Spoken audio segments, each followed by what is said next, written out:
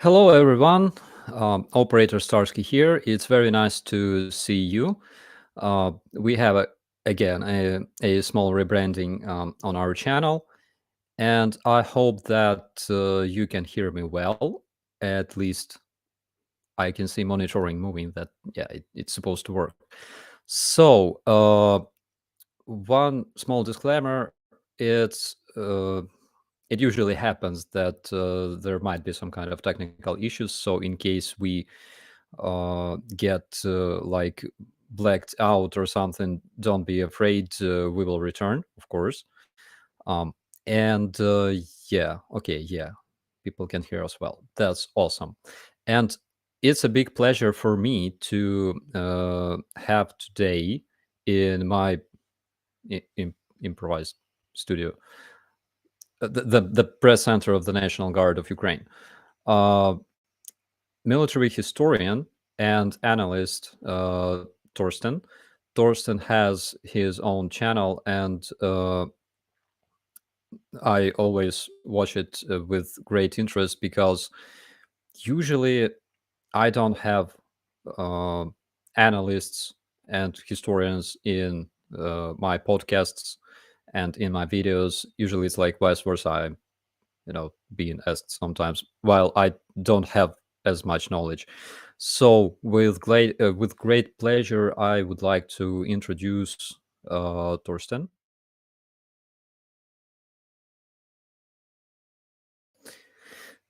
And Torsten, we are online. Please say hello to our viewers, and please say a couple of words about you.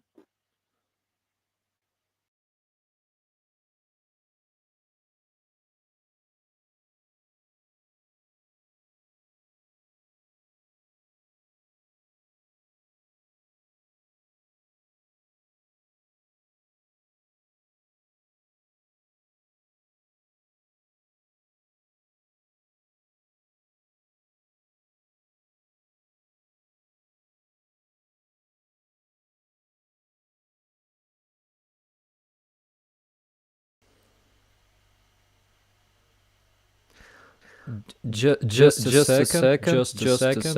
We already have a small issue here. So I've been told that I have no sound for some reason. Wait a minute, please.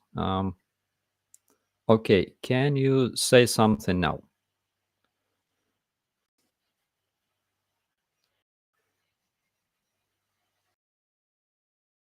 Okay, I can see sound, but I think that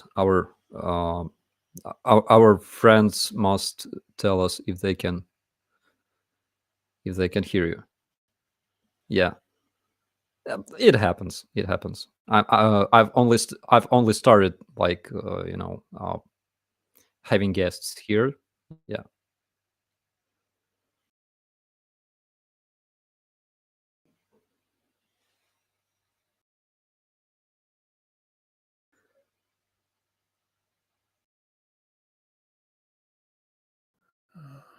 I don't know what to say.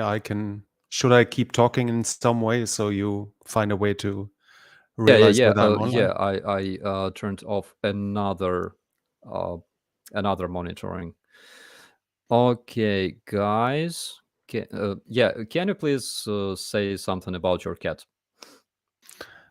Yeah, the cat that is kind of like the saboteur of the show. He loves to walk over my keyboard and has thus gained the admiration and even his own fan club on my German channel, because he's a cute little boy that likes to gain the attention from everyone else. So he turned into the channel mascot. Oh, right. Now they can hear me. Okay, good. Yeah. Awesome.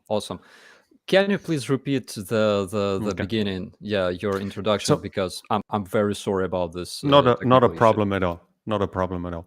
So thank you for having me. I am a military historian. I studied history in Würzburg at the university and European ethnology.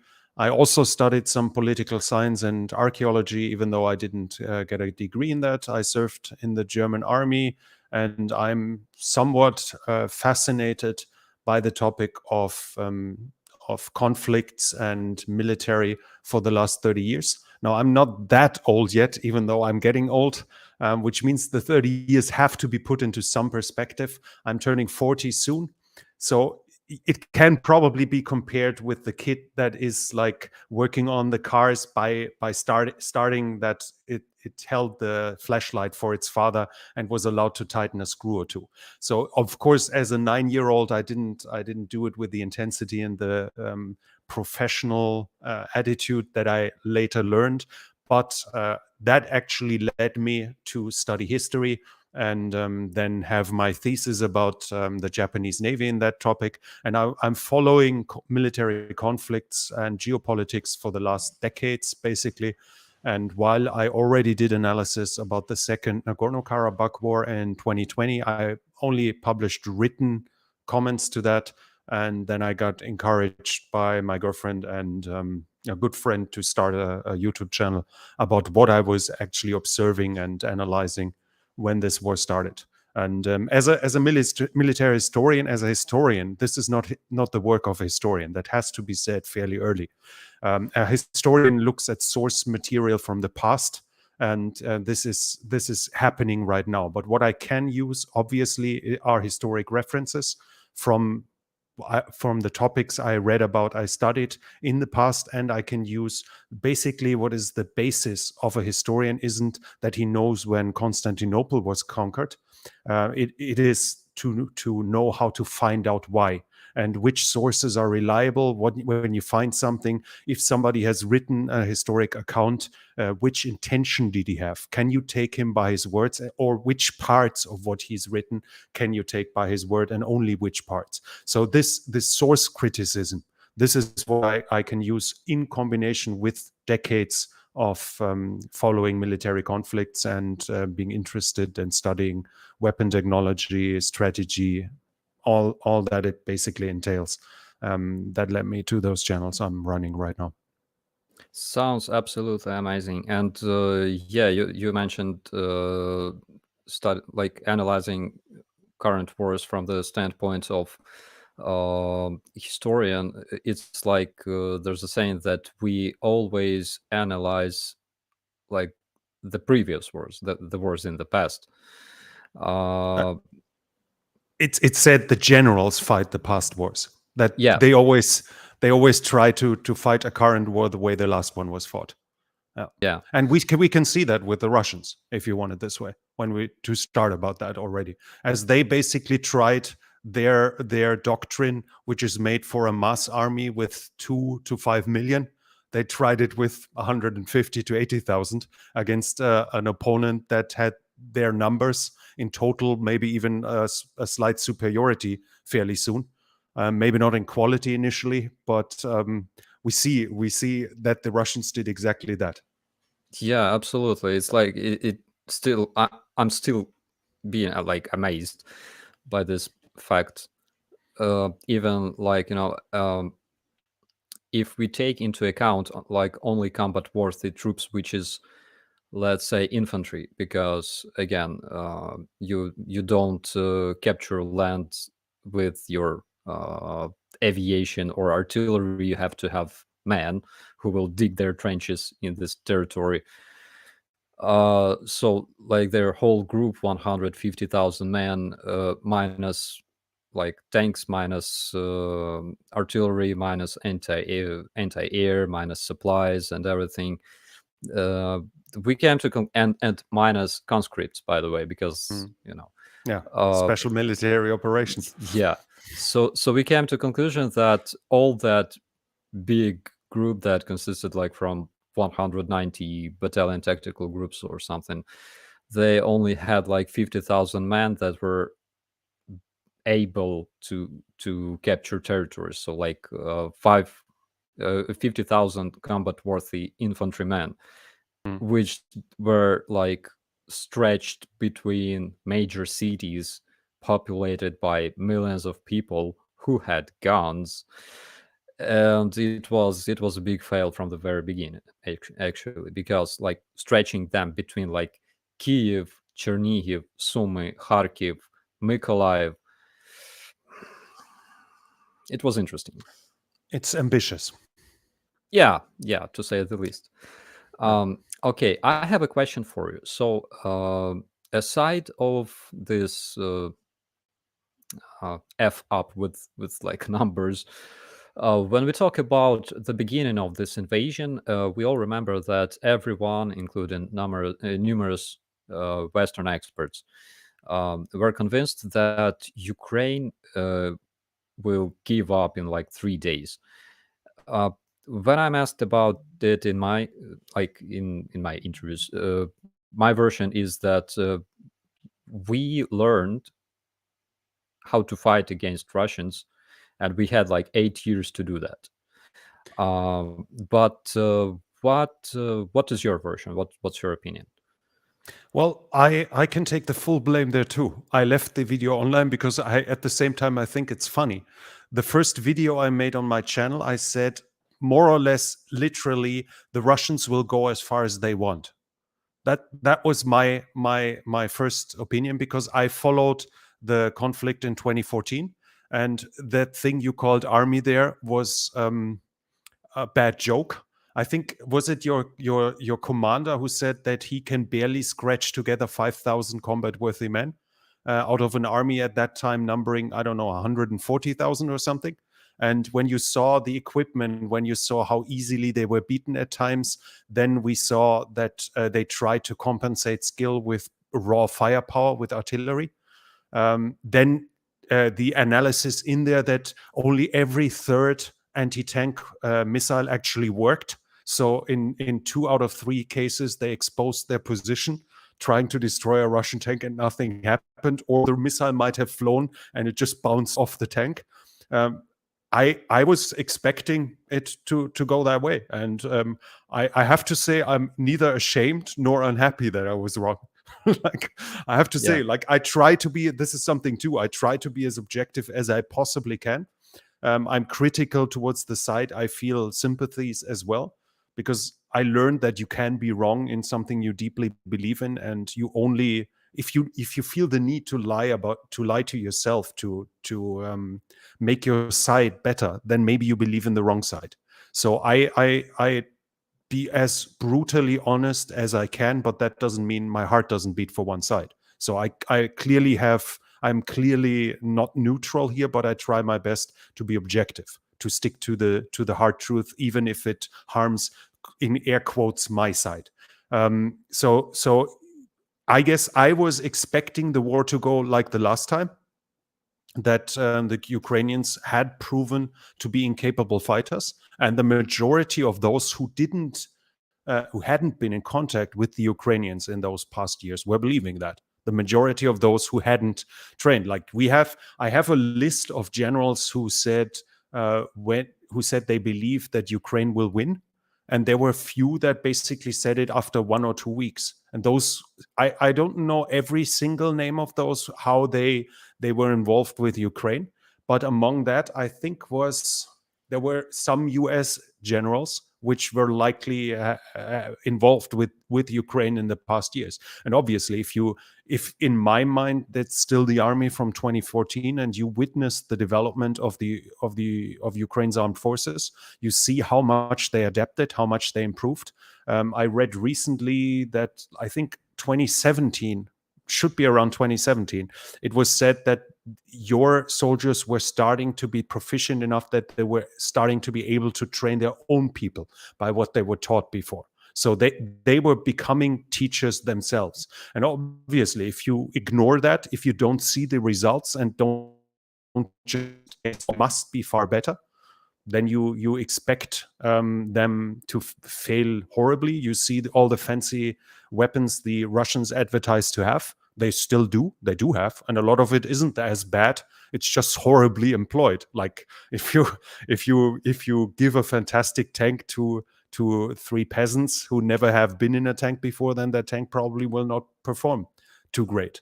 So a combination of mistakes in perception, of allowing the Russians to blind ourselves, then expecting the Russians might fight as with the same conviction that they might fight other wars, despite this being a very special war. and despite the fact that it should be a very special war for every Russian, starting from the fact that he asks himself what he's even doing there, to maybe having family in Ukraine, and now he's supposed to shell a city full of Ukrainians. All of this obviously has an influence that many commentators simply ignored, and I have to take the same blame here as well. Yeah, definitely. And like you were talking about like modern tanks given to peasants, and it works like both ways. Like when they advertise their drones, for example, that according to their information, the information of their Ministry of Defense, cost about 80 or $100,000, but in fact, it's just like a $500 worth video camera stuffed inside of a drone. I made an unboxing of that. I'm pretty sure they built 100,000 though. Yeah, I'm sure, because this is how it works. This is how it works. The people are so like they analyze this from a wrong perspective, because Russians would create a body of a drone, stuff it with like everything they could order via AliExpress, stuff that video camera inside, and it flies and basically does its job, right? I mean, it's genius. But it would be genius if they could afford building a factory, employ people with knowledge, give them salaries, and don't steal so much money. Yeah. So I mean, yeah, if you build a drone for $1,000 or $2,000 and it does its job, then it's a fantastic drone. But if you build 100,000 and somebody pockets 98,000 of those and puts it on his Swiss bank account or Panamanian foundation, then it's probably not that great. yeah. I mean, Russian corruption is probably one of our biggest allies at this point. I have another question for you, and it's one of the most popular questions of this whole war, I swear. So, in your opinion, why Ukrainian armed forces didn't destroy the Crimean bridge? Because they can't reach it. I mean, they could use their Su-24 and maybe sacrifice all of them that still fly to plant 5 bombs on it. But if they don't perfectly hit, the bridge might even be easy to repair. And if you look at the position, there are those 2 ballistic missile systems that Ukraine was developing, where there were at least prototypes or mock-ups there. I saw in the last military parade in Kiev from 21, there was one of the missile systems with 2 missiles on board on the TEL that supposedly has a range of 500 kilometers. At least that's what the Ukrainian company claimed. If that was a real deal and an actual prototype, you guys might have 2 of those missiles. They might already be fired. They might still be there. They might not be functional. Who knows? But in general, the best you had was Tochka-U, which doesn't have the range, and your Air Force, which would have to be sacrificed for an attempt to bomb it, if you don't have high precision laser-guided bombs or GPS-guided bombs that are standoff weapons that have the power as well to break down a bridge, because we need to see that bridges are something we humans built for probably 3,000 years. So we became pretty good at it. So they aren't really that easy to destroy. It takes quite a lot of explosives in the right places. Now, if you don't have these high-tech weapons, you basically have to fly alongside the bridge over it, which means you have to come over Crimea proper. You can't just fly in 5 meters over the sea. You have to fly over Crimea, then fly over the bridge and drop the bombs, and then you end up in Russia proper, and then have to try to come back alive. So I doubt it would be possible. It might be, but it would cost you the rest of your Air Force probably.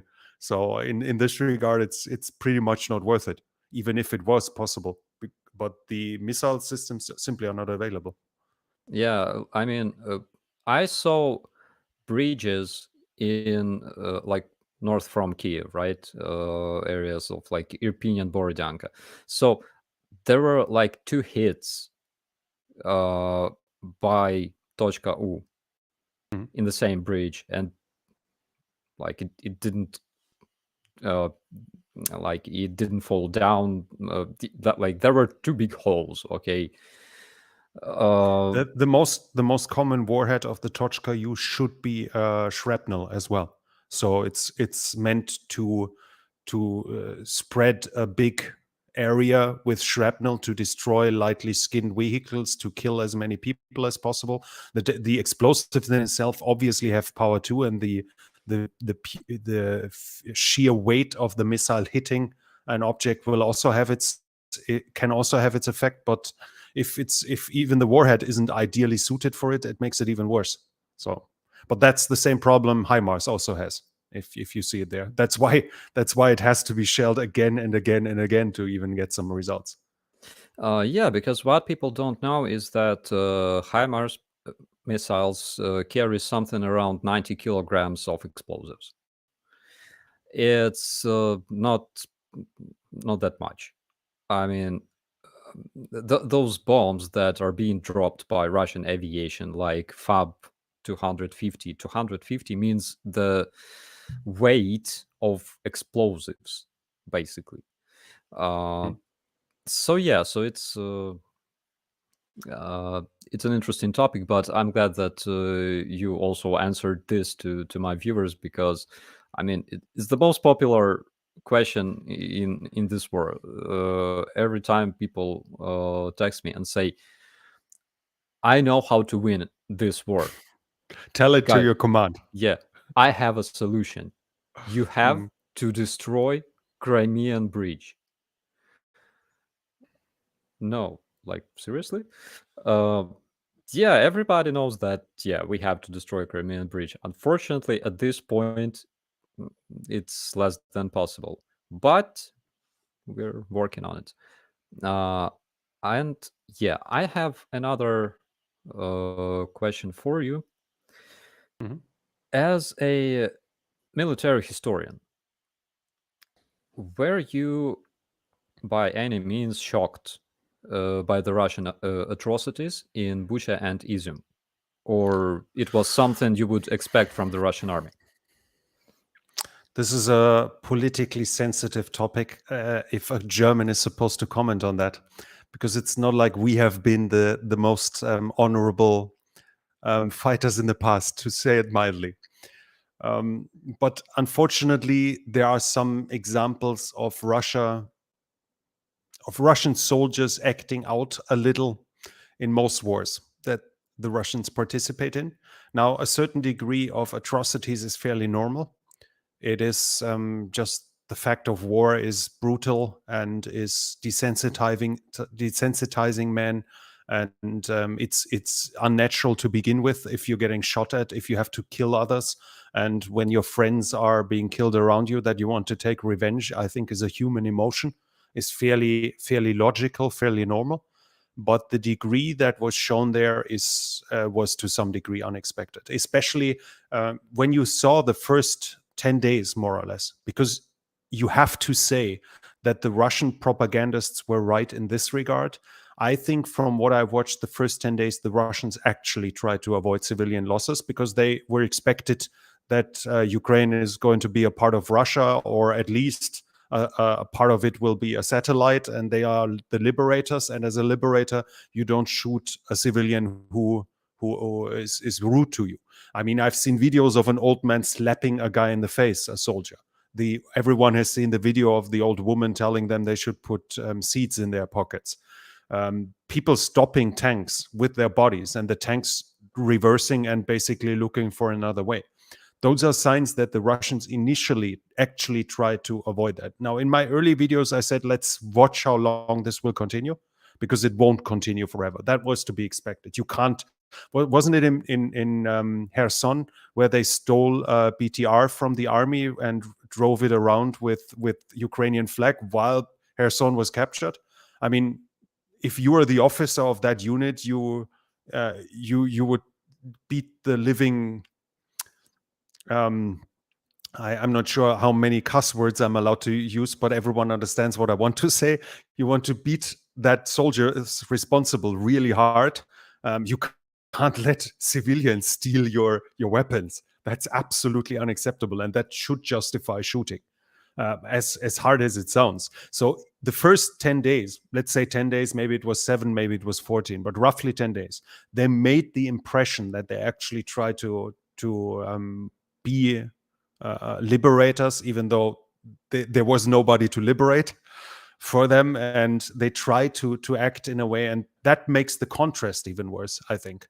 That the same guys who were allowing themselves to be stopped by unarmed civilians, who were allowing civilians to insult them, it sometimes even slapped them in the face. They A few weeks later, they were starting to torture them, to murder them, to gang rape them, all those examples. But if we look in some way, I guess it should not be that much of a surprise, because if you look at Samuel P. Huntington, for instance, who is dividing the world in cultures, he which was a surprise to me when I read it for the first time. He was not counting Russia as part of the West, and I guess expecting Western behavior from a culture that is not part of the West was some kind of a surprise.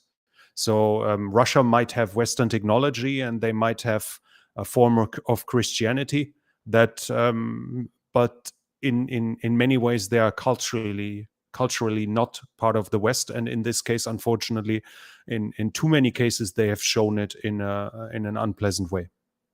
Yeah, because here people in the chat mention things like their atrocities in Chechnya, for example, atrocities in Katyn near Smolensk, where like elite of Polish officers were brutally murdered, and basically here in Ukraine we know about this side of Russians very closely after surviving Holodomor and all the massacres they did on the territory of Ukraine in 30s, in 20s, by the way.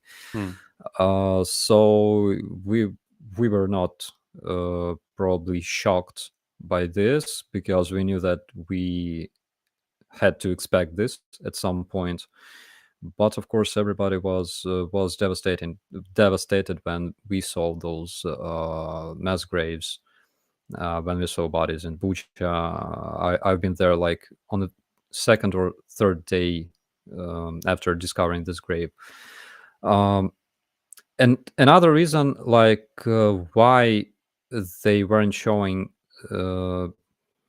this level of aggressiveness during those 10 days is because, according to my information, they didn't have enough of rations, for example, and supplies to keep fighting for like months. So initially, when they moved into Ukraine, they had enough supplies to continue this operation for 2 weeks, which they planned. Basically, they, according to documents that were captured from their commanders, field commanders, um, they planned to have this operation finished in like 2 weeks.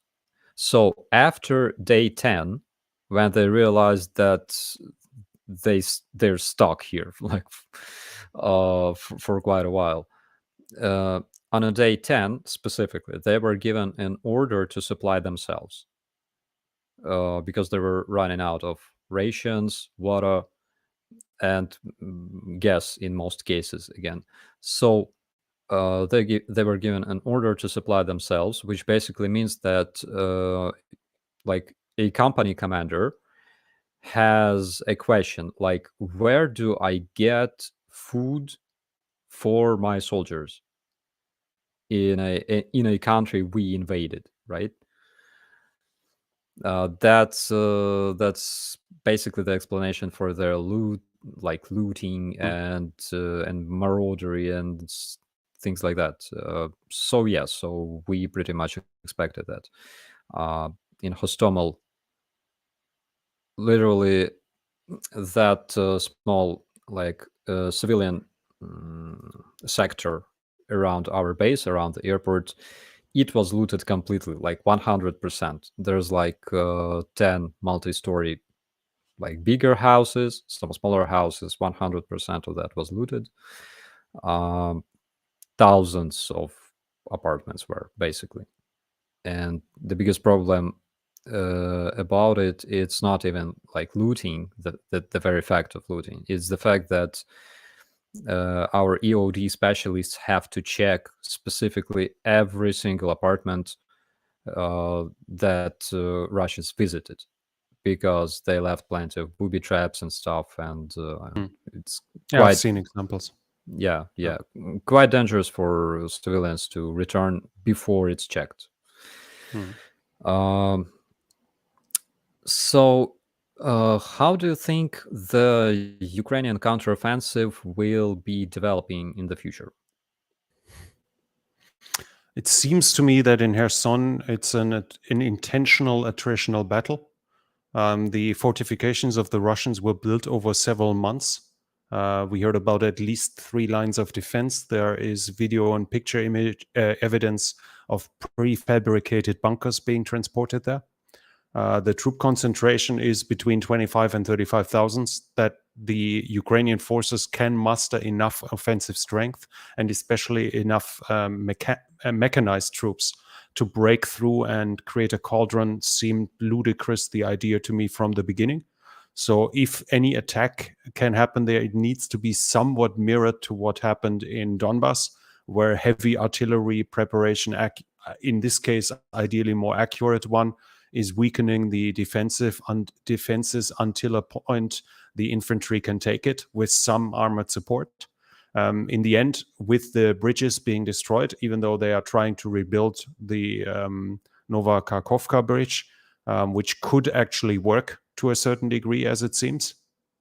The flow through of supplies will be reduced, and obviously the easy goal would then be by intentionally creating an attritional battle, increasing the need of supply to a degree that the need is higher than what the Russians can bring in with pontoon bridges, barges, and helicopters, to that point where the overall supply situation on the whole front, on the whole bridgehead on the other side of the Dnieper, becomes so bad that the effective combat power from the Russians is either dropping to a point where further advances of the Ukrainians are possible, or where they actually are forcing the Russians to leave this other side of the Dnieper, even though I don't believe that the Russians are willing to do that, because that would definitely be a strategic defeat, as any hope to reach Mykolaiv and Odessa would be gone the moment they lose Kherson. To cross the Dnieper, that was an insane luck, and you have to hardly say insane incompetence by the Ukrainians after months of warning of potential Russian attack, to not prepare those bridges to be detonated, or if it was prepared, then not to make sure that they actually get blown up. That should have never happened. And once you cross that bridge, and once you cross the river, and on the other side you have a prepared defender that is waiting for you with appropriate weapons, crossing it will be a bloodbath. I mean, after a potential general mobilization, if they are willing to lose 10,000 men just by crossing it, they might be able to do it at some point. But under the current circumstances, I would say it's impossible for them to cross the Dnieper again, unless they themselves are able to defeat the Ukrainian armed forces somewhere else strategically. So Kherson is of such an immense importance for the Russians, that as it would basically deny them any hope of cutting Ukraine off from the Black Sea, that they can't give it up. I don't think. I mean, at some point they might be forced to, but they will try as long as they can to avoid it. So in this case, it might actually make sense for Ukraine to simply accept the losses they will suffer through that attritional battle. I mean, in the end, it's war and not. It's war, so you're going to suffer losses, and if you accept that point, then you just need to be able to justify the losses with the end goals. And this would help Ukraine to a degree that, while I think it in turn will also be impossible for Ukraine to cross the river at that point, they will be able to weaken their front line, generate new reserves after the liberation of Kherson, and which will allow them other offensives anywhere, somewhere else. Now, in what will happen along the Oskil River, I'm not too sure yet. The operational pause of the Ukrainian attack seems to have been a little too long. The Russians seem to have been able to stabilize their front line. The initiative still lies with the Ukrainians, as I think the overall strategic initiative lies on the Ukrainian side. But the fast advances will probably be highly unlikely at this moment, especially as the element of surprise is obviously no longer there. Now, we will see if the Ukrainians are actually able to start a third offensive. You probably have heard it too, the rumors in the Russian telegram about Ukrainian troop concentrations in like close to Vuhledar, where supposedly the Ukrainians have even started demining, which is a clear indication that you want to cross the no man's land, you want to enter the enemy lines. But they did say that a week ago, close to a week ago. So far, no serious attack there, but that doesn't mean it might not come. I still have my doubts that, though, that the Ukrainians are actually able to generate enough force for a third serious offensive. So Ukrainians will keep slugging on to a point where they have the it's hard to say, because in the end it's one thing the Ukrainian general staff has to decide how many reserves it has. Once the freshly captured tanks are repaired, maybe they are able to either fill up other brigades or even get a new armored brigade ready for further operations that will allow them more opportunities. Then they are the ones having reconnaissance informations, probably from the French, the English, and the Americans, so they know where the Russian troop concentrations are. And in the end, you don't want to run headlong into an opponent. You want to find his weak point and exploit that. And as it was perfectly done in this operation in the Kharkiv Oblast, if there's another opportunity like this at some point, the Russians might actually dictate where further offensive might happen. That the Ukrainians should go headlong into Donbas is obviously probably not the best idea. Run into those fortifications, but this war will likely end. My guess would be that this war ends less with territory lost or gained, but more with units destroyed. So the Ukraine will not capitulate if it loses the rest of Donetsk Oblast, and the Russians will not say, okay, let's end this war once the borders are reached from the 23rd of February, for instance. When one side will give in when it feels it's no longer capable of fighting. So the main goal will have to be to destroy the enemy's forces, in my book. And that obviously you have to do by finding weak points and then ideally encircle them or forcing them out of their entrenchments, and then pursue them and try to inflict as much damage as possible on the pursuit instead of going headlong into their forces. So where will the next offensives be? That's the I can't possibly say that with any straight face, while being serious. It's so dependent on so many things that are out of my knowledge that I possibly can't judge that seriously. Anything there would be guesswork. I totally agree on winning or losing this war by the number of destroyed units. Speaking of which, I have a small community of my most dedicated fans in Russia. And what I do here is trying to educate them, because sometimes they can't even talk properly. But what they say is that Russia has not even started to fight. What's your opinion about this? Well, it's unfortunately fairly common sentiment that you see in a lot of comment sections, and obviously in mine as well. And recently, Putin said they're going to extend the armed forces to over 2 million men, but they only have 150,000 in Ukraine. So like Ukraine has no chance. It was funny that this argument was brought because when you read the article, you see that of those 2 million, half of them, so 1 million are civilians. That's like from the cleaning lady to the secretary. Do they want to send them to the front line? And then you have to see, I made a video, I should probably do it finally in English too.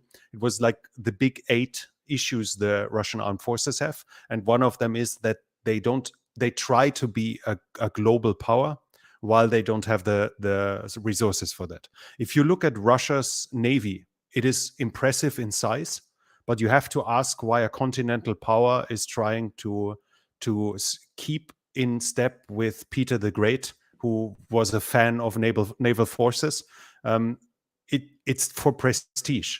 That's the only reason. And they can't send a nuclear submarine or to fight in Ukraine. I mean, they can send the soldiers, and there are indications that they actually did things like that they took sailors from ships and put them in infantry units, which is like reminiscent to what Germany did in March 45, which already shows how horrible the situation is, that you basically take specialists with intensive training and use them as cannon fodder in the infantry.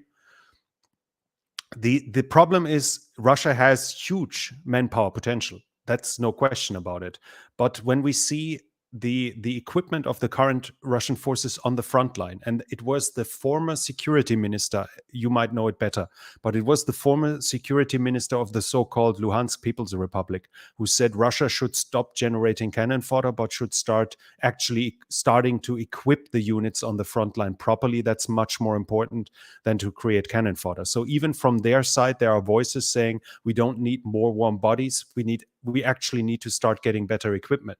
So what you have is you have 1 million theoretical strength in the Russian forces, but of those, only a fraction can actually fight, because the rest is in the railway troops, in the strategic forces manning the nuclear missiles, is in the submarines, in the harbors, in like everywhere spread out. The army itself isn't actually that big anymore. Now, of course, you can do general mobilization. And before the war, their official stockpile of reserve tanks was 12,000. But they only have to report what's west of the Urals. So east of the Urals, there might be another 20, 30,000, maybe even T-55s rusting somewhere in the field. And they are pretty sturdy, so they can be repaired. The problem is they need time for that, and they need to organize it. And they can now issue recruitment orders to 2 million men, but where do those 2 million men go? Where are the barracks? Where are the clothes coming from to dress them?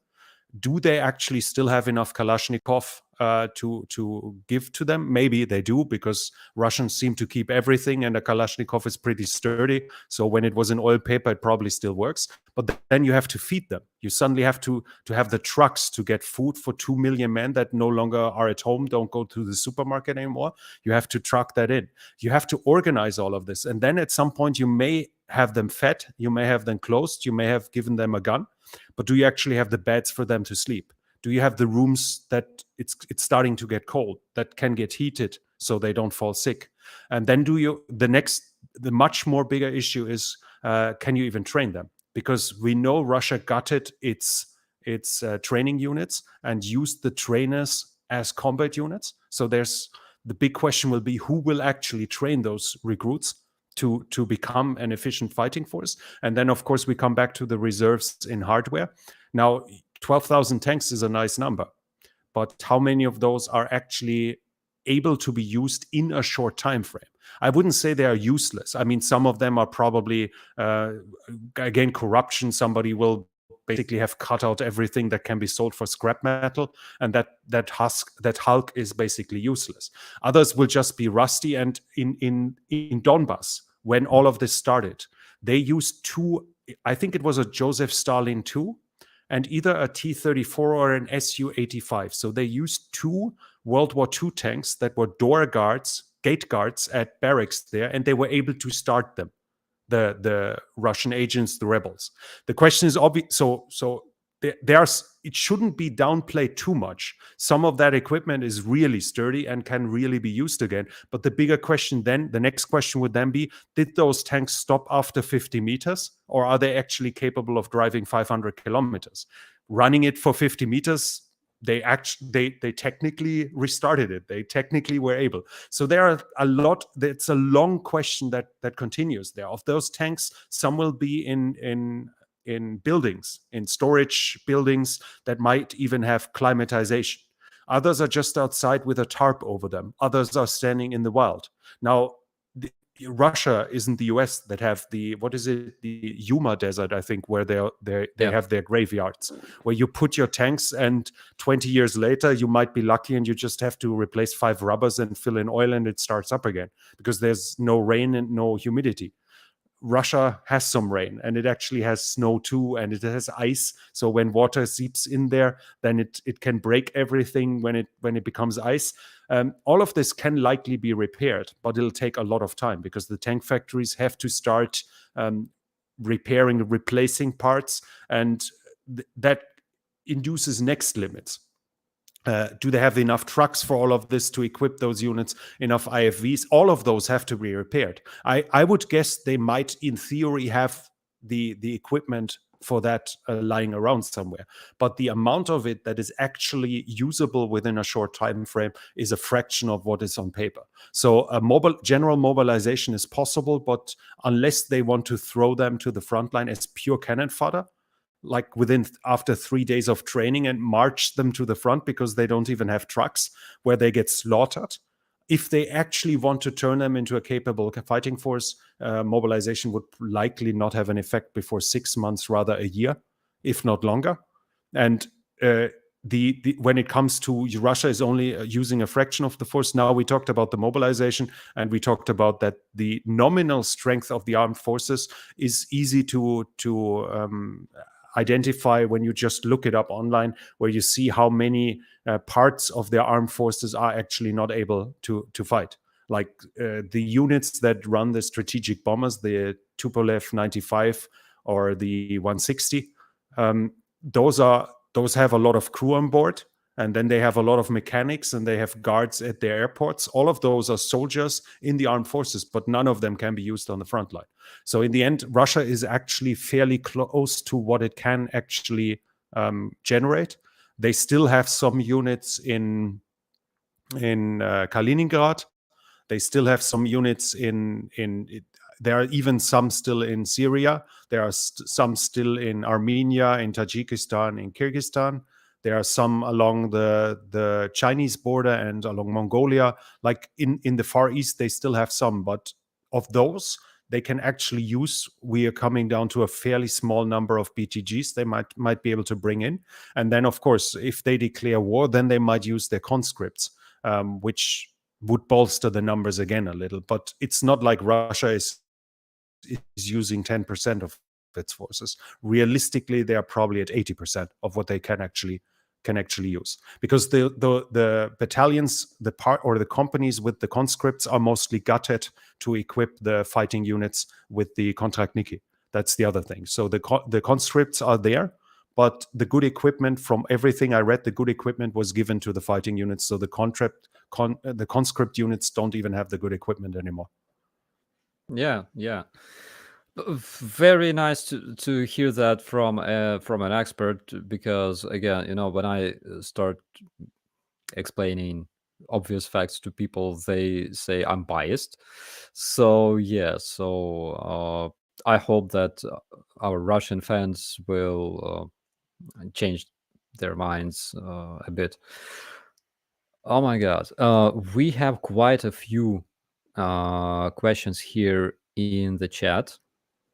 How do you think, will there be like a moment when we will see more of those legendary T-34 tanks on a battlefield?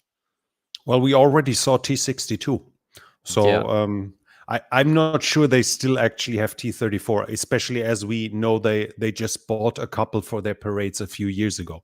Now, the rumor was, when the Cold War ended, that Russia actually still had German tanks from World War II in their depots somewhere. like Panzer IV, Panther, Tiger, those legendary tanks which were captured and then kept in some depot, because in the end, any tank is the best tank if the other side doesn't have any tanks anymore. So if the war just lasts long enough, even a World War II tank, a German World War II tank that they captured might be of some use. It might be better than no tank. Now, I'm pretty sure they downsized that a lot, because as said, they just bought T-34s, which would be an indication that they didn't have any anymore. And the amount of equipment that is still east of the Urals is a pure guess. There might be far less than expected. There might be far more than expected. But the thing is that the majority of it, if whatever is still there, will not be in a usable state. That doesn't mean it can be changed. Bring that T-55 to Ural-Vagonzavod, and they will be able to get the engine running, and they will be able that the turret turns again, and that the breech closes of the gun. They will be able to fix it, but it'll take some time. And what they probably will not be able to do is give them thermal visions and improve that tank massively, especially if they need to bring out big numbers. So we already see T-62. I would not expect, though, to see T-55s anytime soon. I think the war should probably be over before we see those. Yeah. But I hadn't expected to see T-62 again after 2008 in Georgia. It was already a surprise there. But which is also interesting, because it shows again how the Russian military works. I just had in my stream, I had the questions about like whether the Russians are holding back the best of their material. The Russians have a very weird system of equipping their units.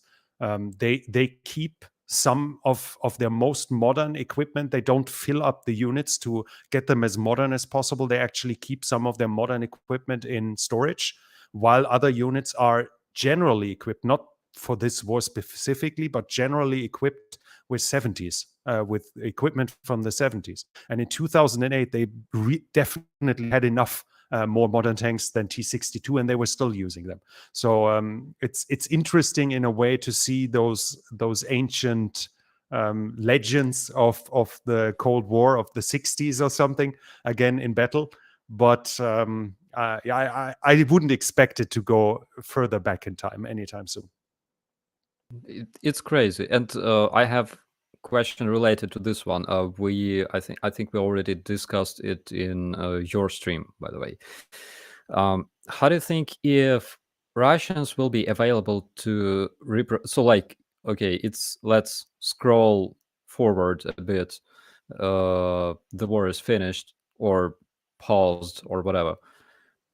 Will Russians will have any opportunity to rebuild their armed forces, reproduce more tanks, more aviation, I mean like modern vehicles and aircraft, in order to at least reach the same level of of their army that they had, basically? The bigger question will probably be financial. I would guess they can more or less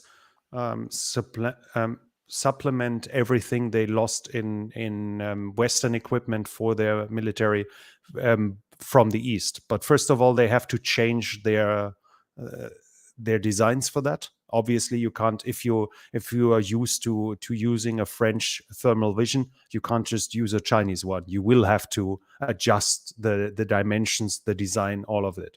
But I would guess in general it should be possible. The bigger question though will be, are they financially capable of doing that?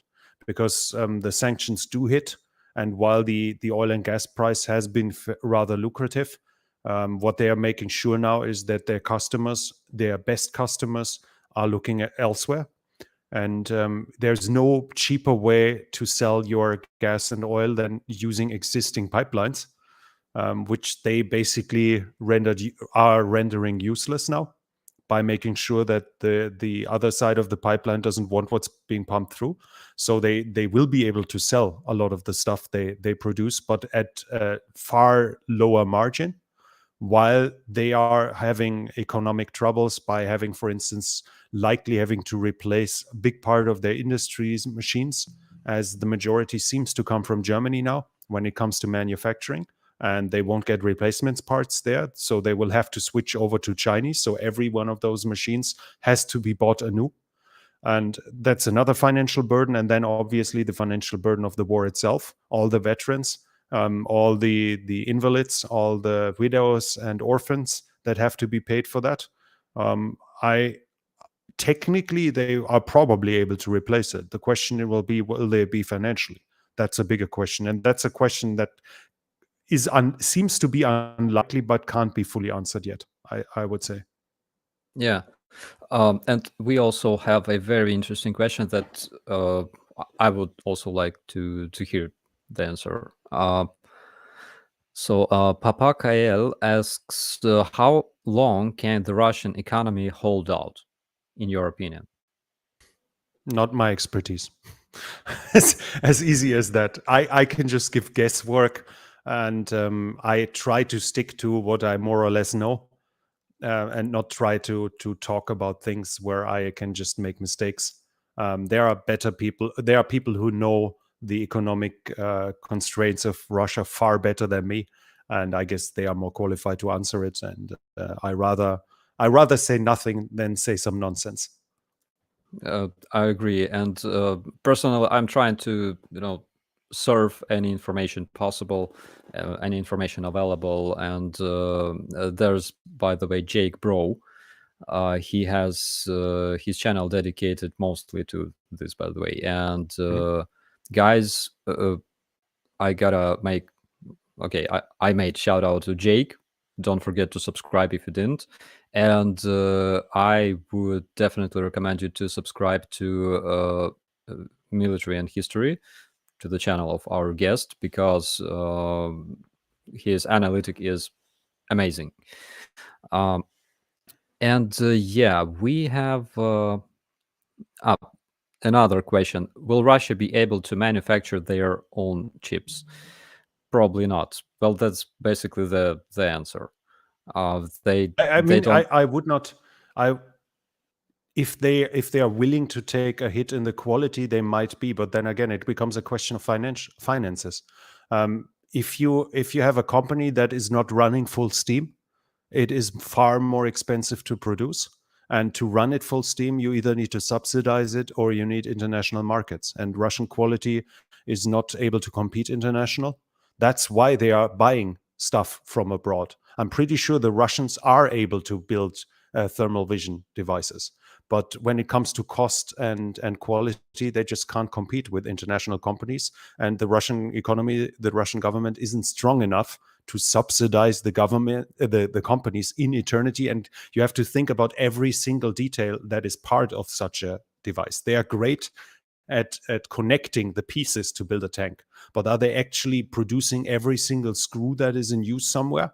So in the end, either you need a market that's big enough for it for companies to survive in that market, or you need to subsidize it. And for that, the Russian economy is simply too small. So while they theoretically might be able to set up some construction for chips, maybe not at, what is it right now, 4 nanometers, maybe they could do 20. I have no idea. That's not my expertise.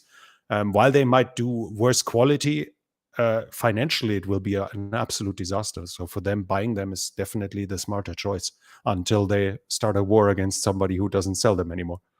Yeah, true. I remember we went garbage surfing in the racks of Ka-52 that we had in Hostomel. We still have it. And the squeaky chair. The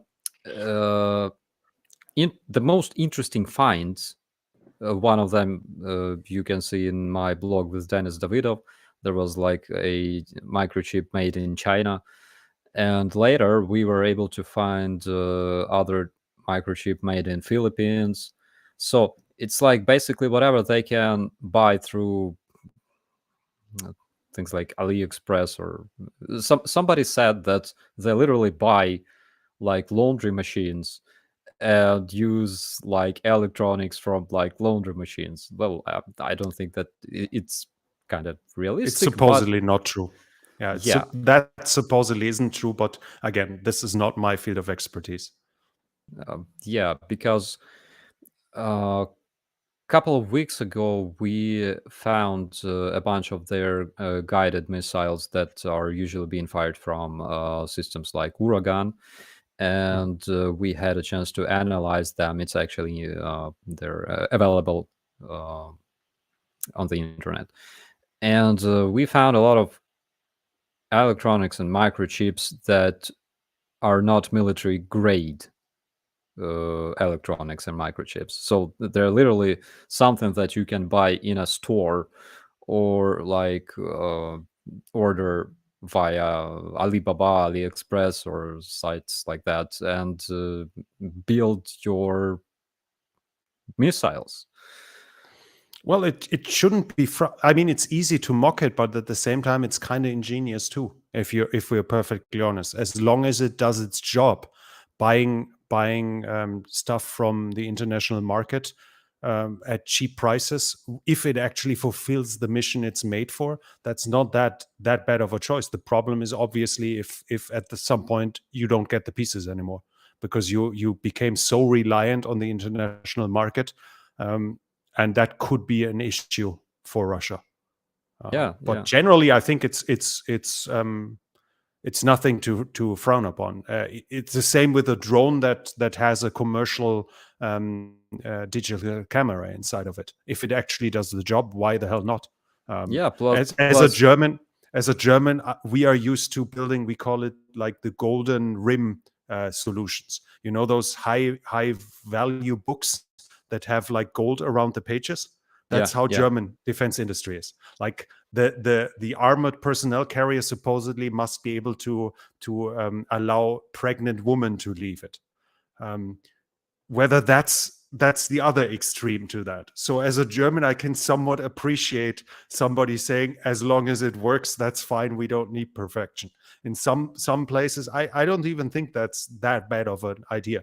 In this case, obviously, it can lead to some problems when the international markets don't sell you anymore. When you buy your chips from Taiwan and from South Korea, and both of them don't sell you anymore. yeah. I agree. I mean, if I were in their shoes, I would probably do the same. Obviously, Yeah. I would try to find a way to create efficient measures, efficient tools, vehicles, and stuff as much as I could. Uh, but I'm glad that their let's say their missiles sometimes function the proper way. I'm talking about like boomerang missiles. Uh, that one was hilarious.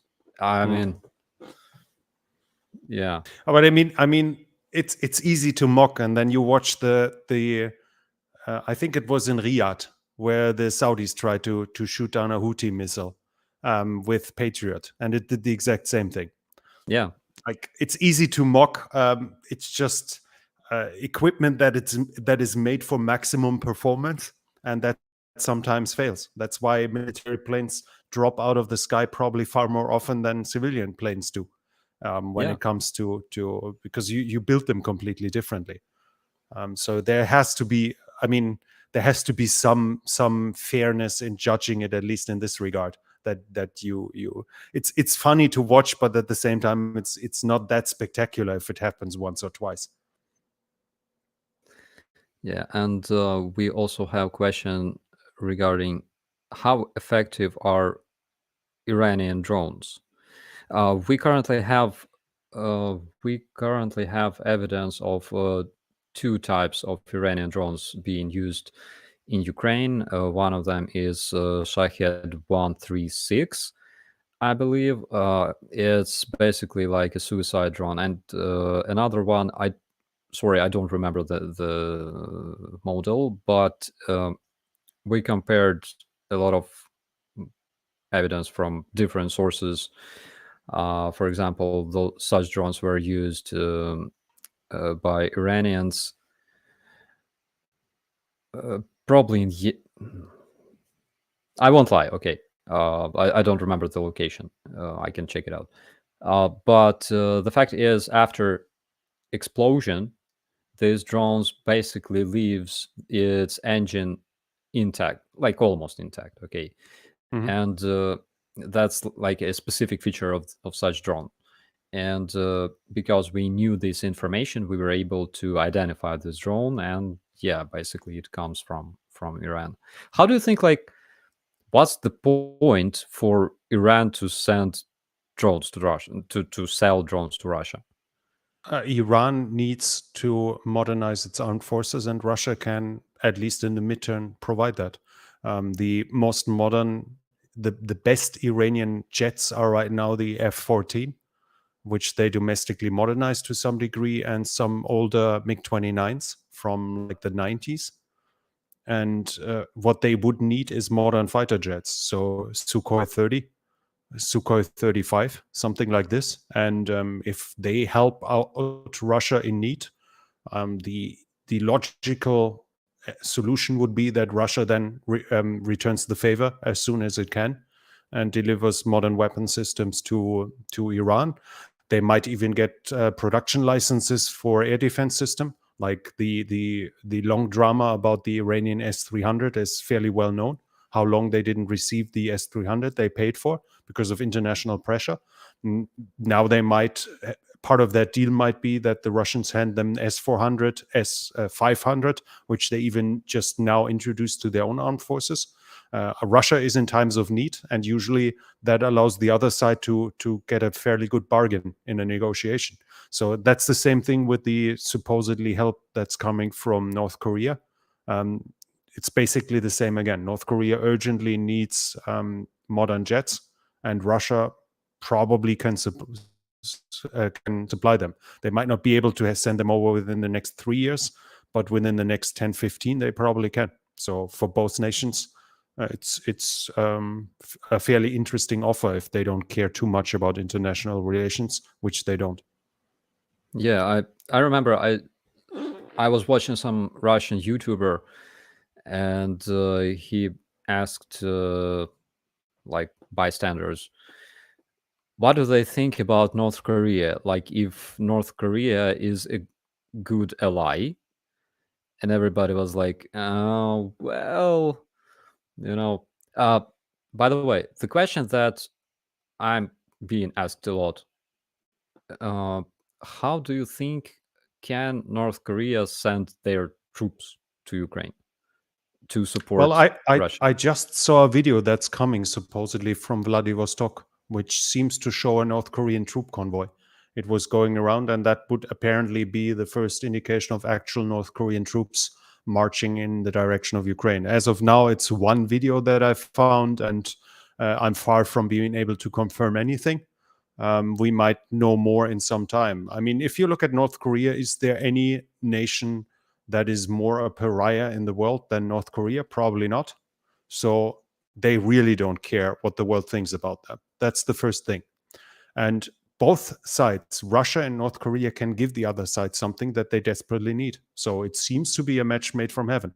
First, you have Kim Jong-un, which definitely doesn't care about the lives of his countrymen.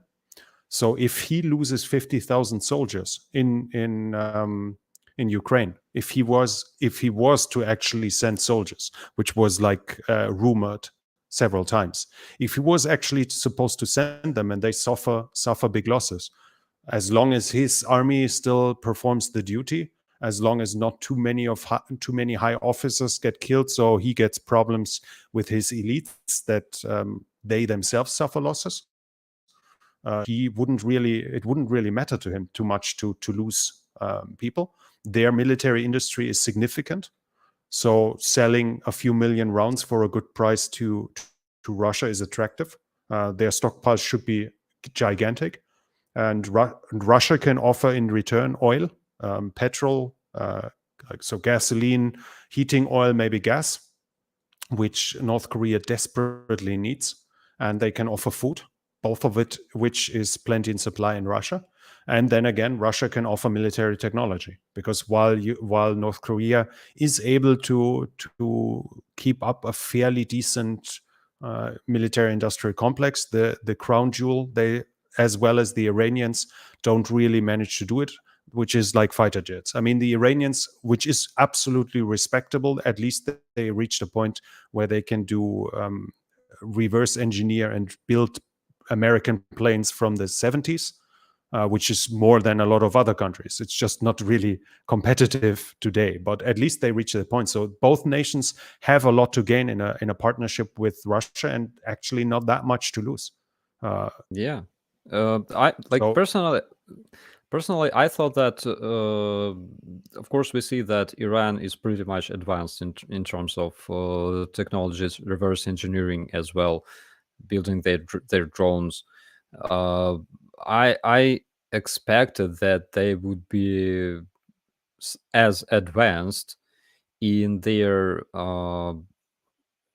trade and political relations as well, because currently they have a chance to supply Europe with their resources, supplanting Russian resources, actually. And they chose a completely different path because, again, they cannot sell their oil because it's like under sanctions. Uh, and like nothing changed much except that currently they are recognized as supporters of Russian regime and Russian invasion, which is kind of crazy. So people are asking, do they have washing machines in North Korea?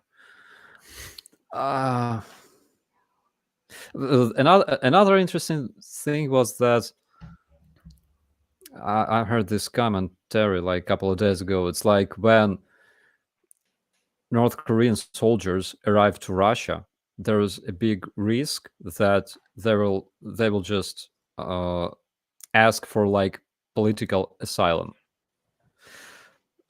because life in Russia is much more uh, like is much better than in North Korea. But I have another question.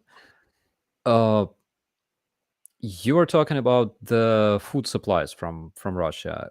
We still uh, have this information that you remember in the beginning of the invasion they were negotiating with China uh, regarding sending them ammunition and other supplies, and they were also talking about like military rations.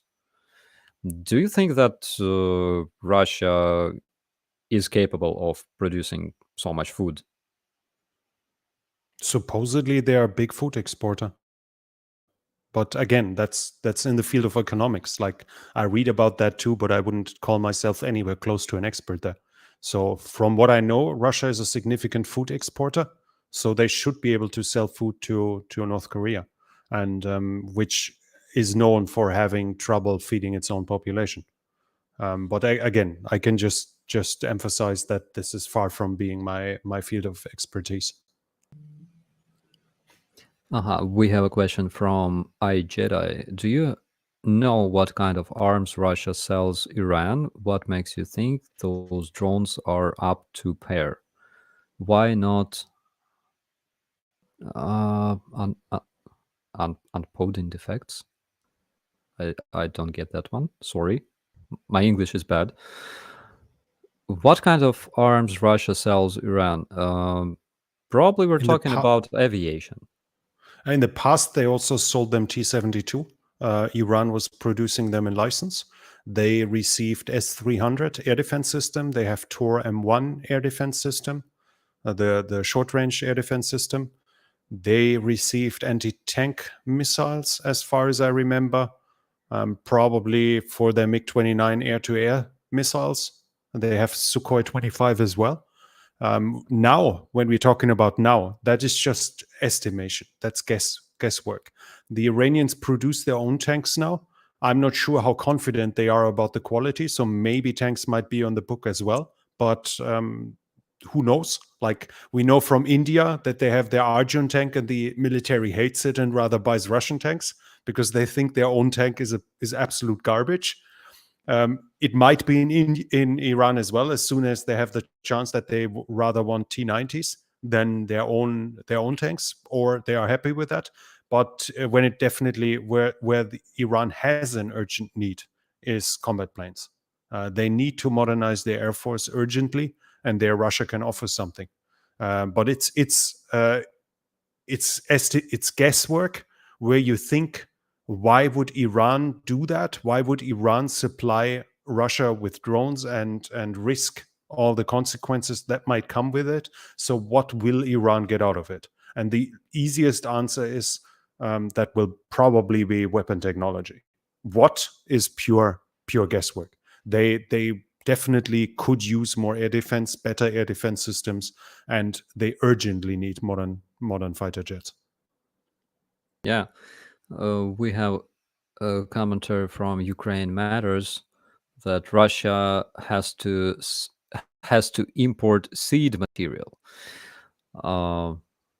And there was another one, really nice one. In Soviet Russia, machine washes you. Stephen Walkie, I agree with you. Russia is still using 80s doctrines. It's ridiculous. From what I know about this, their law, their military law, which is their field manual, is like didn't change much since like 1947. Why I know this is because as soon as Ukraine became independent, we literally took the old doctrine, the old field manual, and translated it into Ukrainian.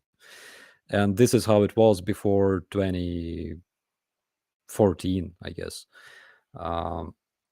Russians used to take American field manuals, translate them, and kind of implement into their own.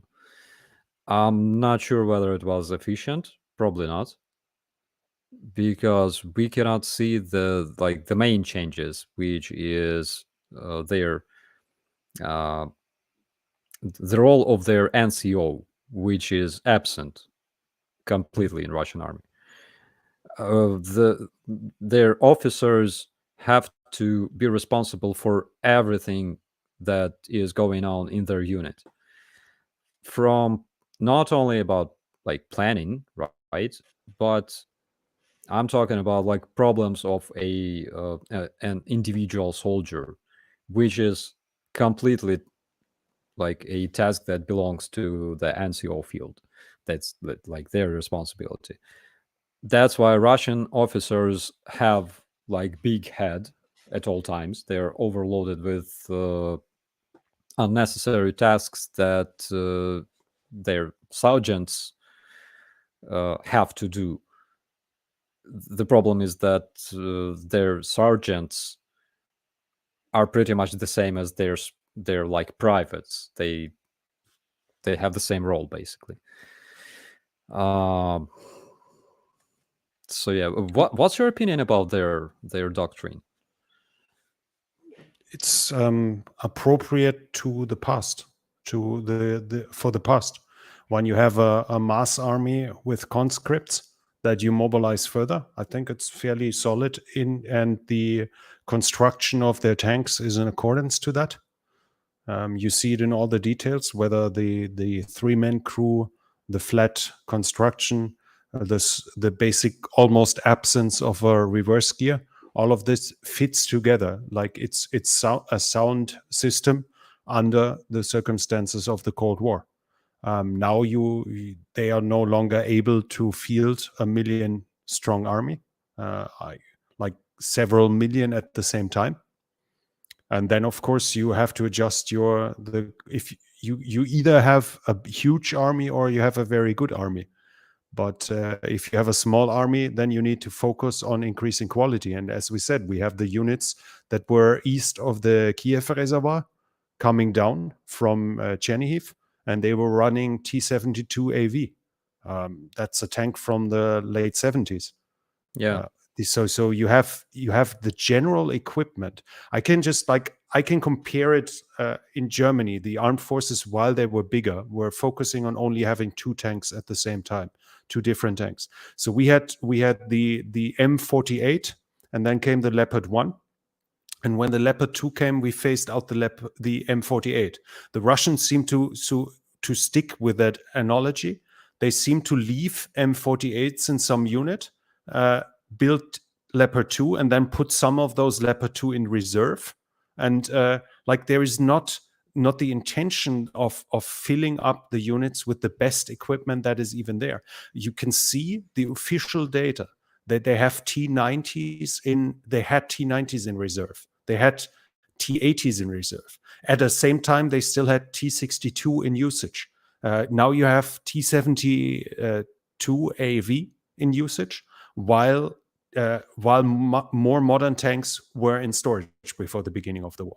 So if you have a smaller force, you need to equip it as good as you can to make use of to make sure those soldiers are more efficient in combat and are less likely to become a casualty. That's not that important if you have a few million of them. And obviously, it's better to have 50,000 mediocre tanks than 2,000 great ones. It's probably better, especially. So the old Russian doctrine made sense, was coherent in itself, made absolute sense under the circumstances of the Cold War and the Soviet Union that was willing and able to spend 40% of the GDP or how much ever it was for defense. But if you're reaching a situation like now, then you need to shrink the armed forces. And while you shrink, you need to focus on best quality. And while they have some fancy stuff, they didn't even try to equip all the units with it. They didn't even try to then hand down equipment. So you really have units that have antiquated equipment, while better equipment would be available. It's not fantasy. They had better equipment. Now they're obviously using everything that was on storage and that was fairly modern to fill up their losses. But it shows that the inner structure of the Russian armed forces was deeply rotten in this regard. You would expect them to focus on equipping the smaller forces as good as possible. They didn't even try. And that obviously, then you can add the rest, that the internal problems, that you have kind of like a feedback loop as every dictatorship loses its revolutionary character after a certain time. And then you only stay in your post and you in your job, and you only get promoted if you report the thing that the dictator loves. And we definitely have reached that point in Russia.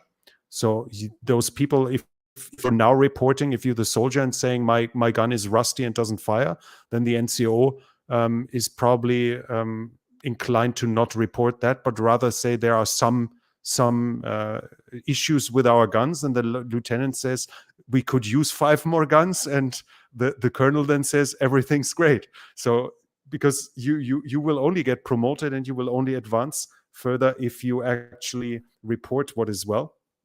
And here he comes.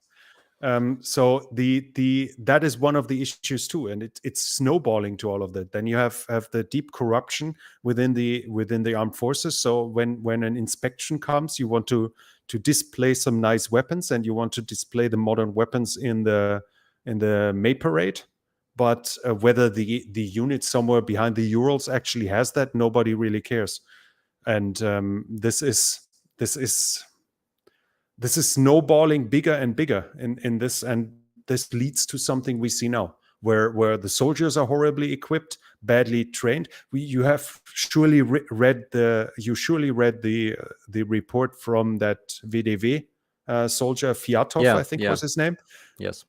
Like, my understanding from it was that he basically says the army was in better shape 10 years ago than it was now.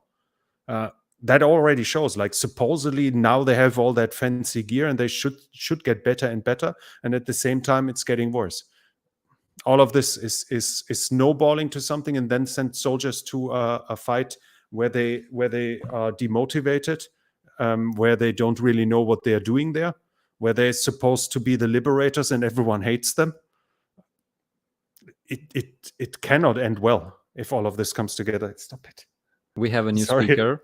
Yes. We have a new speaker on our channel. Yes, that's the little saboteur. Now he's here. What's its name? Siegfried. Oh. He's the channel mascot because he does do what he does right now. It's not even planned, but he just loves to be the center of attention. I'm sorry for that. I think that cats totally deserve this. Luckily, my dog doesn't do that because Fudge is like big. Look at the chat. Yeah. Oh my God. Yeah. Okay, so guys, I think that Siegfried completely deserves your like and some nice words written in the commentary section. Uh, I would like to know. Well, I know, but I think that our viewers would like to know why we don't see this absolutely awesome, modern, marvelous, and completely indestructible Armata tank on the Ukrainian battleground. For good reason. I mean, who would, to be perfectly honest, I guess it can only be guesswork. Nobody can really prove that it's a mock-up that is meant to sell to hopeful customers. Like Algeria is always a potential customer for the modern stuff the Russians make, and that they hope that Algeria will actually finance the production. And that is pure guesswork. Nobody can really in I really need to get rid of that boy. He's now getting his sabotage up. I'm so sorry. I'll be back in 30 seconds. It's okay. It's okay. I'll keep my viewers busy. Regarding Armata, uh, the easy, like the simple answer to this question is that Armata requires another vehicle to be able to move. That's why Armata will uh, Okay. unlikely. Yeah, I was explaining to our viewers that Armata requires another vehicle to move. That's why it's unlikely that it will make it to Ukrainian front lines. So yeah, that's like one of the reasons, maybe the main reason why we will never see it. And we don't know how many they actually built and how combat capable they are. Like the Russian armed forces are cash strapped. They are reliant on export and they that's why we see them selling T-90 to Algeria, I think bought them, and to India, but the Russians drive around with T-72 AV. It's they don't have the money. They can design awesome weapons. I don't want to downplay them. I think the Sukhoi 57 on paper sounds pretty amazing. The Armata on paper sounds amazing, but you need to be able to actually build it. It's like what was that joke when they introduced it? Like the Armata will definitely destroy one country, and that's Russia when it tries to build it, or something like this. Like you need to be able to afford that stuff, and if they can't sell it, if they don't find somebody to pay for, if Algeria orders 1,000, then we might see 200 in the Russian armed forces. But until that happens, it probably will not be really visible. That's the other thing. That's the next problem with the armed forces, because it seems to be that they mostly use it to showcase their new weapons in the hope that they can sell more, because they need the money from the exports. Because what does Russia export apart from weapons and resources? You might. No, I'm not going to say that here, because you can make a joke there further, which is probably a little tasteless. Adult actresses, they also export. Yeah. A nice commentary from Sleeping Snake. Not one Armata tank was lost in combat in Ukraine. This is how good they are. Yeah, impressive. Can we expect new toys when the Land Lease Act kicks in? We do expect. As far as I understand it, the current deliveries are already part of the Land Lease Act. It's the legal framework for the current deliveries, but I might be wrong there. It seems to be that the Attack-MS will likely not be delivered, not anytime soon. Russia has again, I think, threatened retaliation, and to give Ukraine the ability to actually destroy the Kerch Bridge would obviously be a massive provocation for Russia. And whether the Americans are willing to take that step or not can only be guessed. What supposedly they are considering now delivery of main battle tanks, as Ukraine has proven that they are willing to use them and willing to use them by good effect. And if we are thinking about it in total, then the only two realistic Western tanks are the Leopard 2 and the Abrams. Any other tank is just not in sufficient supply. Like I would bet if you talk to logistics expert within your defense ministry or something and ask him if he wants 10 Ariete tanks, he might say, well, we could probably use them as a bunker somewhere in Zaporizhia or something, because the logistics chain for a handful of tanks doesn't seem to justify it at all. So the only two tanks that are in plenty supply within the nations that support Ukraine are Abrams and Leopard, and the US have thousands of them in stock. So you think that they can basically supply enough tanks so we could have like fair fight, right, against Russian tanks? Because in the end of this in the beginning of this invasion, Ukraine already had quite a few tanks. Basically, we had probably the biggest amount of tanks, I less think than Russia. officially 1,000 in the armed forces and Yeah, like 800 in reserve, if I remember correctly. But there again, reserve was probably rusting in some yard and yeah. not actually ready to fight. I Uh, don't think they can deliver that amount. Like the Abrams is still in production with a decentish number, but the Americans can't empty their stockpiles. That's the big issue, because they need to be strong enough to supply other allies in case of war, especially in Southeast Asia. And if China decides to go a next step at some point, they need enough weapons in their stockpile. So realistically, the amount of tanks that can come from the West is fairly limited. For you to get even 1-to-1 with what Russia is theoretically able, no chance. It's not going to happen. What you can hope for is that you get enough for 2 brigades, and maybe to keep those 2 brigades alive. That seems to be more or less realistic. So to have the losses replaced. But to think about the logistics that are needed to have the full supply train of spare parts for a completely new, highly modern tank, and at the same time to train the amount of mechanics. I think the tankers are far less of a problem than the mechanics will be. That will be a momentous challenge for both the West and Ukraine. yeah, because a lot of Ukraine. My God, I'm confusing words. A lot of people don't often pay attention to things like supplies, like technicians, spare parts. When, for example, Western tanks arrive to Ukraine, they're required to be properly maintained. They're required to have spare parts. They're required to have technicians that know how to repair those tanks and know a lot of different details about their engines and their systems. And also, they require, of course, their proper ammunition. You cannot just take Soviet 125 millimeter shell. But Yeah, that should be the least of the problem, because there at least there's standardization within NATO. So you have all the NATO states and all the other states that use NATO ammo. So in theory, I mean, Japan won't sell you tank shells, but you could, in theory, buy tank shells from Japan and use it on those either Leopard 2 or Abrams.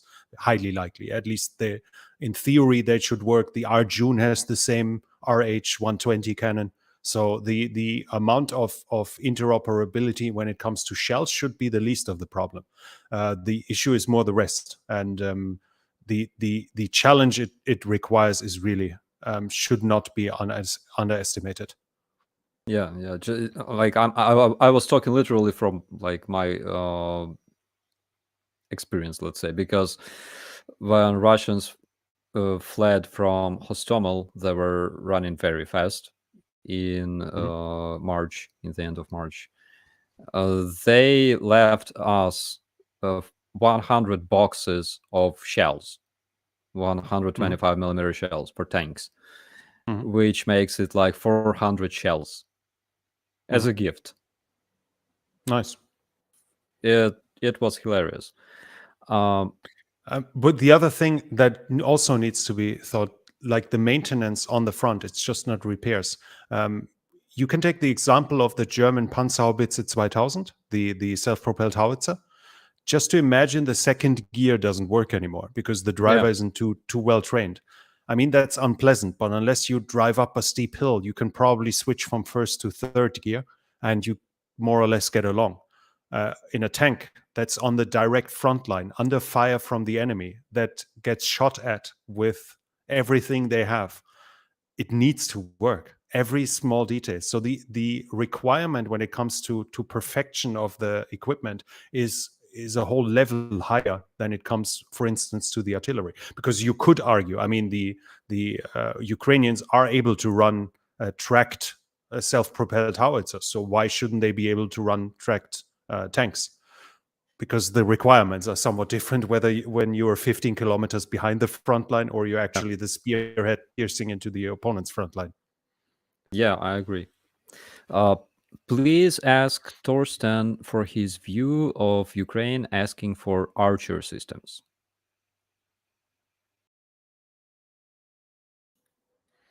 I'm pretty sure they can use them, but I'm not sure what else to say there. In which regard, what view? Like the artillery system is fantastic in theory, but I think it's fairly limited in the amount of its actual production. As far as I remember, it's that Swedish self-propelled howitzer that's on wheels. I don't even know how many they built, and did they even export it? I don't think they did. So the amount of available systems that can be given to Ukraine is probably a dozen at most. Yeah. It's as far as I know, it's a fantastic system. Might be at least equal to the Caesar, maybe better. As it's wheeled, it's maybe less maintenance intensive. So I'm pretty sure Ukraine could use it, and they've shown that they are somehow able to run a whole museum of different equipment at the same time. So why not? But a game changer in itself, it probably wouldn't be. But there's a pretty impressive advertisement video from the Swedish Armed Forces about the Archer, where they show like how fast it can shoot, and the Yeah. last 4 shells are still in the air when they are already driving off. That's pretty impressive. Yeah, I agree. Maybe the Taliban will kick some in. I don't think so. So I have a question not related to Ukrainian war this time. Mhm. In your opinion, can China be stupid enough to sacrifice their trading with all the world and attack Taiwan?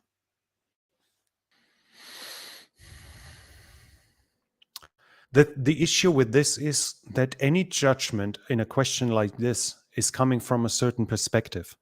Now, I can give you pro and contra. I can make a calculation. I think it's called game theory in this regard. So I can game it out by saying this speaks against it, this speaks for it. The issue is we're talking about a completely different culture here, which will have factors in that calculation, which I don't even think about. It can, for instance, be that Xi Jinping wants to cement his legacy, so he's being considered bigger than Mao in 1,000 years in China. That's a factor I wouldn't calculate in. You would expect that if they lose 300,000 soldiers during that invasion, that's unacceptable for any Western nation. For the Chinese, they might shrug and say that's worth it. So the factors that have to be calculated in are numerous. If I do it, I will probably forget a third of them that the Chinese would consider themselves, and of the rest, I would misjudge at least a third of them. So can they be stupid enough? They certainly can. Will they do it? That's a whole different question, and who can seriously answer that? The war games that were done a while ago showed them basically as the winner, so they should be militarily capable of taking them. Was it the U.S. Admiral commanding the Pacific Fleet, I think, that said that they will be able to do it in 27, I think, like within a few years. The official goal, or not official, the understanding of the goal, as far as I know it, is that they want to reunite China until 49, the 100th anniversary of the People's Republic. So there are factors in play that might dictate them doing it. Militarily capable depends obviously massively on the international response. If Taiwan was to be alone, they might be militarily capable of doing it. If the U.S. intervenes, it's a whole different story, and then we come to the question: how well do the anti-ship ballistic missiles actually work? You can hear it either way. Some say they were never tested against a real target that is dodging and that has air defense system. Shooting some unmovable dummy in the desert is a whole different story. There are a ton of options. I don't think anyone can seriously say it's not going to happen or it's going to happen. There are a lot of arguments against it, and I think they prevail. They are bigger. That the military challenge is absolutely gigantic. While they are preparing for it for decades now, I think since like 2000, more or less. I might be wrong there, but more or less for several decades, they built every single civilian ferry they use for any island of theirs in a dual purpose way, so they can use it for amphibious operations. So their actual amphibious fleet is significantly larger than it is on paper. Then they have their maritime militia that can support any invasion fleet and so on. But they have to bring several 100,000 soldiers over 100 miles of ocean, which will take them between, depending on the speed of the ship, 6 to 12 hours. The Taiwanese are preparing for that for the same time. So while the Chinese might prepare for that since the 50s, the Taiwanese are also doing that. So it is far from a cakewalk. And then it's a whole different story how fast they have to do it. If you expect them to decide the battle within 2 weeks before the Americans can intervene, it's a whole different challenge than when they actually think the Americans will stay out of it and they can simply blockade Taiwan until it capitulates. 98% of its energy resources are being imported, and I think like over 60% of its food. So Taiwan, within a year, Taiwan has to capitulate. So it's a multi-layered question, which is impossible to seriously answer. And I think it's impossible to definitely answer by hardly anyone, because it's so multi-layered and there are so many factors. Do the Japanese join? Actually, now we have two Japanese. I know of two. There might be more. Politicians. I think it was like the deputy defense minister and the deputy foreign minister. So second row, that said, yeah, Taiwan is our national interest.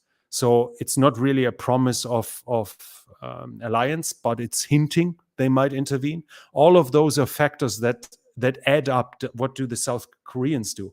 At times they try to have good relations with China. The current president seems to be more inclined to lean towards the Western world. What do the Australians do? Do others intervene? Like theoretically, in a future scenario, Vietnam might be interested in preventing a total dominance of China in the first island chain. I think we are far from that to expect Vietnam to join any Western forces defending Taiwan. But like there is an immense number of factors that would have to be calculated in that to think about a scenario. Then which time frame? What is the local political pressure? Like if they are facing problems where they might look for the usual escape for a dictator that we know so well from history. Before he loses his power, he rather invades a neighboring country to save his power, to channel the outrage towards other nations. That's well known and well tested. We've seen it, for instance, in Argentina in 1982 in the Falklands War. All of those are factors. So I'm sorry that I talk for 10 minutes without giving an answer, but I try to explain why I think it's extremely difficult to actually give an answer that isn't just pure guesswork. Yeah, I completely agree. That's like interesting details because, for example, yeah, we know that obviously, Chinese will have a lot of casualties while crossing this distance by ocean. Taiwanese are preparing for that. Also, the very landscape of Taiwan, it's like hills. They're Yeah. they're crazily hard to take with like within a few days, within a short period of time. There will be lots of casualties. On the other hand, of course, yeah, blockade of Taiwan will eventually lead to its capitulation, probably. If the rest allows them to blockade it, that's the big question. Like, if you count out every potential ally of Taiwan, I think Taiwan is doomed, no matter how well they prepare, simply by starving them out. And their attempts to build their own submarines, what they are doing now, will not change that. It's almost ludicrous, some of their attempts to acquire modern military weapons, because it feels like it's more for the prestige of the generals than for the actual military need. But this is it. There are, as said, I'm repeating myself. It's so dependent on so many things, both within China as well as within the whole region. If the US are actually getting involved in the war in Ukraine, because that widens to a whole war in Europe, and Ukraine and the US have to send divisions to Europe to help defend NATO, that's again a completely new scenario. So it's not that easy to answer, unfortunately. Yeah, at this point, something like 40% of Americans, according to polls that were made, 40% of Americans support bringing troops to help Ukrainians. And the question from Andreas Plattner: what does Torsten think of German support as of now, and how would he recommend proceeding? I think Germany does some bad PR when we talk about the so-called Ringtausch, which means like circle exchange or something like this. While it's not sexy, it might actually make sense. Now, the recent news was that Greece is sending 40 BMP-1 to Ukraine in exchange for 40 Marder IFVs. Now, the Marder IFV is undoubtedly the far superior IFV. But the thing is, again, we are reaching the point that Ukraine would need a complete new set of mechanics, of supplies, of spare parts, a whole train for 40 vehicles, while the BMPs, as long as they drive, they can basically hand them over on the border and paint the unit marking on and drive them to the front line. You likely have fully trained crews, you have mechanics, you probably have the spare parts, you have everything ready for usage of them. So while the result when it comes to pure firepower of the or combat value of the vehicle is lower, and probably significantly lower, especially as those don't even have the missile starters anymore, as far as I know. They only have the 37 millimeter low pressure gun, which is more or less a boosted up RPG-7 when it comes to its firepower. So their firepower is close to being laughable, if we are perfectly honest. But at least you guys can use it immediately. At least it gives armor protection. At least it gives some firepower. And spare parts repairs are not an issue. And Germany is the only nation, as far as I know, actually doing that, giving tanks to Czech Republic, to Slovenia, to Greece, and I might have forgotten one or two where it's either still in discussion or already happening. So that, I think, gets worse PR than it justifies. It's justified, but what is obviously is pure local politics, German politics, that the government, you have to say the biggest governmental party that where the chancellor is a part of. This party is refusing to deliver heavy weapons, was initially refusing to deliver any heavy weapons at all, and now is refusing to allow the industry to sell its own stocks, because that would be a different thing. I think the German armed forces are mostly gutted anyways, and if you talk to anyone in there, they want to pull their hair out for every artillery piece that is being delivered. because the units can't train for the next 5 years, because the production rate of those things is again close to laughable. They are manufactured by hand, and that's a big issue. The German armed forces are completely gutted, and everything you hand out means that units can't do their job, can't train. Their skill level is diminishing, and all of that while there's actually war, while it's proven that there might be a conventional war for Germany as well. But what is inexcusable is obviously that the delivery of the industry is still being blocked. Now, whether the Leopard 1 would be a game changer, but it would be enough for one brigade. In case, I'm still not sure, I still don't have the information if the Leopard 1A5 could, for instance, use the American M900 round, which they made for the L7. It might not be able to use it. If it was able, it would even have the firepower close to a match with the Russian tanks. It actually has thermal vision, despite it being a tank that old. So it would be superior in the battlefield, in its way to surveil the battlefield, to identify targets. It would definitely be of help within Ukraine. And the same with the Marder IFVs. The industry had 100 of them and was willing to deliver, and the government is refusing. So in the end, it's one party, and they are coalition parties. The other two are not willing to vote against the party of the chancellor with the biggest opposition party who is willing to deliver both, and that would be a majority. So that would allow it, but that would probably break the government.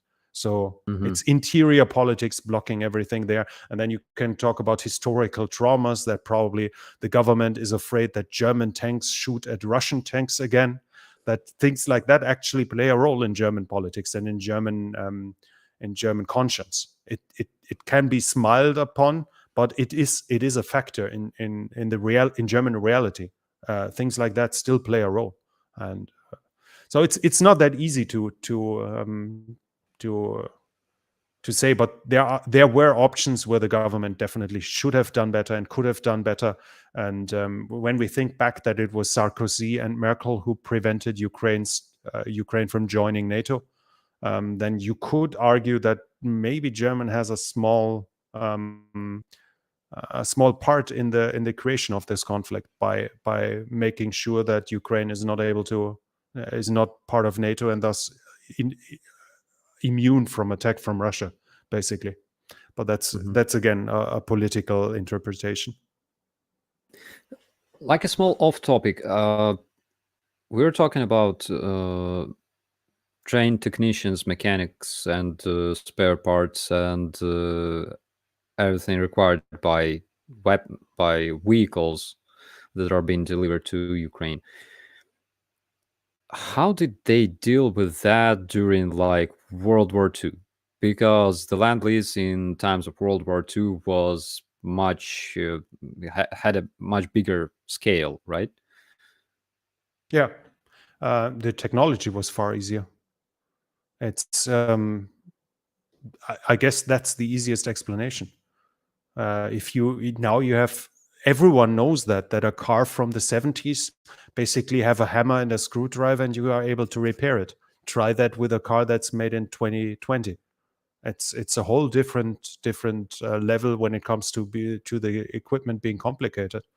And I to be honest, I have no idea how the training to what degree the training for the Lend-Lease happened. I would guess they just translated the manuals and delivered them with it. Probably and because then let them figure it out. Because we're talking about like tanks, like Valiants that were developed, that were delivered to Soviet army. We're talking about DC-3 airplanes that were delivered to Soviet army. The Soviets had their own version of it. Lim 5 or Lim 2 or something like this, as far as I remember. Litu. Yeah, because I was showing this pictures from our World War II museum to the Enforcer on his channel, and he was like, "Dude, they have DC-3 there." I'm like, "No, that's not DC-3. That's Soviet version of it." Li-2, yeah, they basically reverse engineered the DC-3 and build their own airplane. I don't know when it was built, but it was fairly early in the war that they already had it. And don't Yeah. forget that the Japanese also had it. Like the license for the production of the C-47 or DC-3 was sold abroad before the war as well. Like even the Japanese had a legal production of that plane. So that Yeah. was serving on all sides, and is still serving today. I was in Bogota 2 years ago, and on the airport I saw them from the armed forces of Colombia. Yeah, and in your part of the world, DC-3s still fly a lot. They are used to deliver people and goods to the locations that are hard to reach. They have short take-off and landing performance.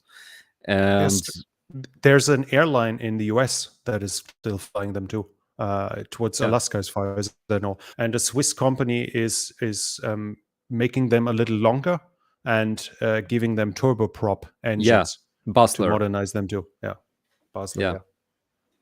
Yeah. Those are flying in Antarctica, basically. Everywhere. It's Yeah. one of that plane will probably still fly when we enter the grave. I guess so. It Yeah. was built in like 37th. Like Yeah. like in the beginning of this era, when like aviation only started developing, and it was one of the most successful planes. There's like history, so there's like stories about DC-3 being able to land itself because it was so well balanced. There were like stories about DC-3 that kind of lost. The pilots weren't able to pilot it properly or something. There were like issues, so they had parachutes. They jumped out of this airplane with parachutes, and the plane landed itself. Not I don't know whether it's like true or like an urban myth, but still. It happens. It happens. There's a famous case of a Soviet fighter jet where the pilot bailed out in over the GDR, the communist part of Germany, and the jet kept flying after the guy bailed out until Belgium. Yeah. So things like that happen. Yeah. Commander 401 asks, I still don't understand how the Russians can't make ball bearings for their trains. Again, finances. Yeah. I guess that's the best explanation. I don't think the Russians are stupid. It's just what was it? What Clinton said? It's the economy is stupid. If you build ball bearings, you need to, as a company, and you want to build good ones, you need to sell a lot of them, and somebody needs to buy them. And if you're not competitive in the international market, then your government needs to subsidize you. And how much money do the Russians have to subsidize all those companies that would have to be subsidized? So, and in an economy with that grade of corruption and those internal problems, obviously can't be competitive enough that Russian ball bearings would be a real competition worldwide, and thus a Russian ball bearing company would have a chance to sell them. I think it's as easy as that. Question: does Torsten think to be allowed into Russia ever again? No, but I was mocking the embassies from 2014 on. I would have loved to go to Kubinka. I would like tanks are one of my big interests, and obviously Kubinka is like heaven for a tank enthusiast. I would have loved to see St. Petersburg. The like Baikal fishing in Lake Baikal would have been an amazing experience for me. I think Russia can be a beautiful country, and every single Russian I ever met was a really nice guy. I have not met one unfriendly Russian in all my life, and I met like 40 of them, so not just two. But the thing is, it's the same with China. I openly said that I support Taiwan's independence, and I said Hong Kong, like free Hong Kong or something, and they introduced a law that makes it criminal to say that even outside of China. So if I if I ask China to give me a visa, if they're nice, They don't give me one. If they are evil, they give me one and arrest me as soon as I'm in. And I get to know their prison system. So I'm afraid I will not see either of them unless there's a political change. And as somebody who is interested in history, obviously that's a shame. That's sad. Yeah. Because both had enough things for me to explore and which I would love to see. And again, that I will likely never be able to see Kubinka really hurts, I have to say. But I recently, for instance, I was thanking the Russian embassy in Germany for the gestures of goodwill in the Oblast of Kharkiv. I think those things might over time not really help me getting a visa or being welcome in Russia. As a compensation for this, like after it's safe in Ukraine and I'm still a military, you can travel to Ukraine. We have this awesome museum in Korsun Shevchenkivsky dedicated to this Korsun operation. We have plenty of German as well as Soviet tanks. It's like an open air museum. We have some T-34's early versions, those with like those armored masks on their turrets, the earliest ones. Actually, my grandpa was driving such tank, and there's a lot of things. And again, as a compensation, if I'm still a military by then, you will have a ride on T-64. Okay, that is tempting. My pleasure. I guess. Okay. Yeah. Thank you very much. I We guess I'll call you up for that. Sure. Okay, we have a bunch. First flight of DC-3 was made December 16th, 1935. It's and it's like the dawn of aviation. It's a masterpiece. Yeah. And the interesting thing that, like, when I know, like, it's boring for the viewers because we're like fans of this stuff. While making DC-3, the developer, the builder of this airplane, used the aerodynamic tube for the first time in history, I think. I didn't know that. Yeah. And that's when they discovered that you cannot just attach wings to the body of the airplane because there's like turbodynamics and stuff, and that's why they made that transition between the wing and the body, you know, so smooth and beautiful, and it works beautiful until today.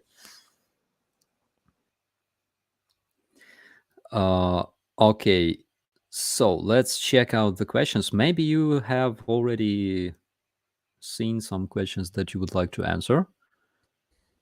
I mostly focus on you, and I just saw one about the small boats, whether the Ukraine is going to use them in Kherson.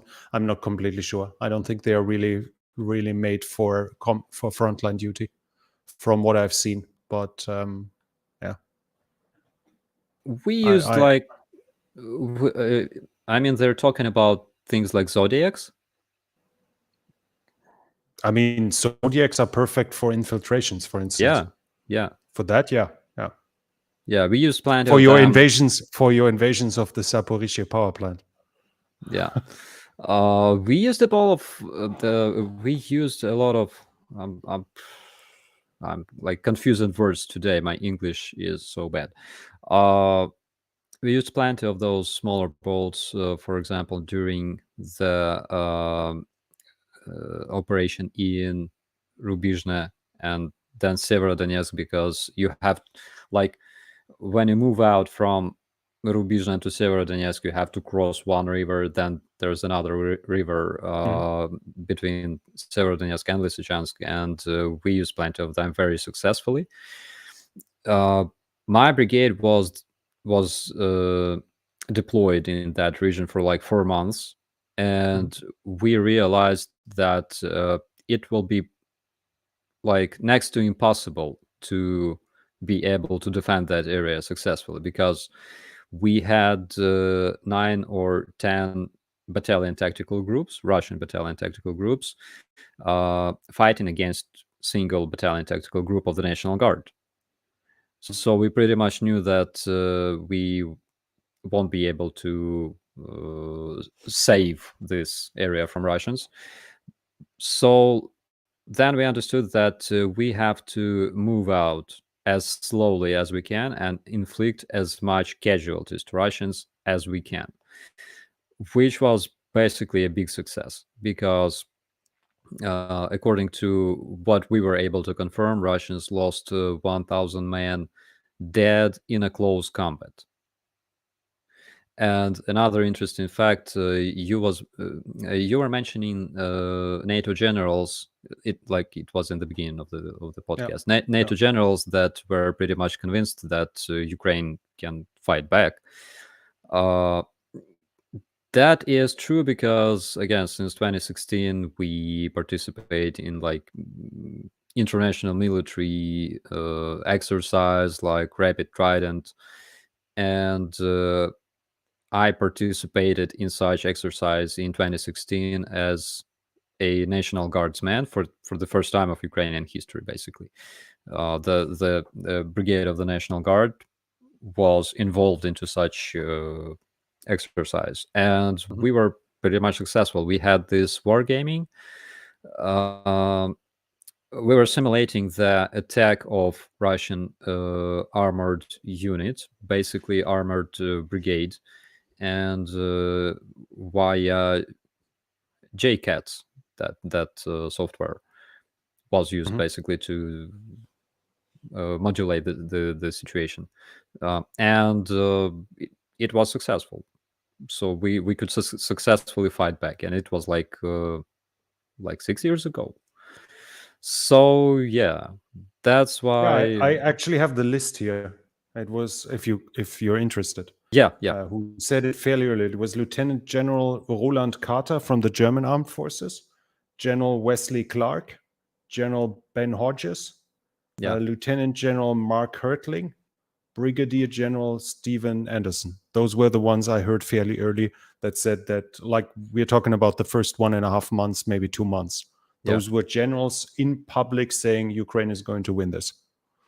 Which at that point, as a military expert, where you basically stake your reputation on that to a certain degree, was pretty impressive in this regard.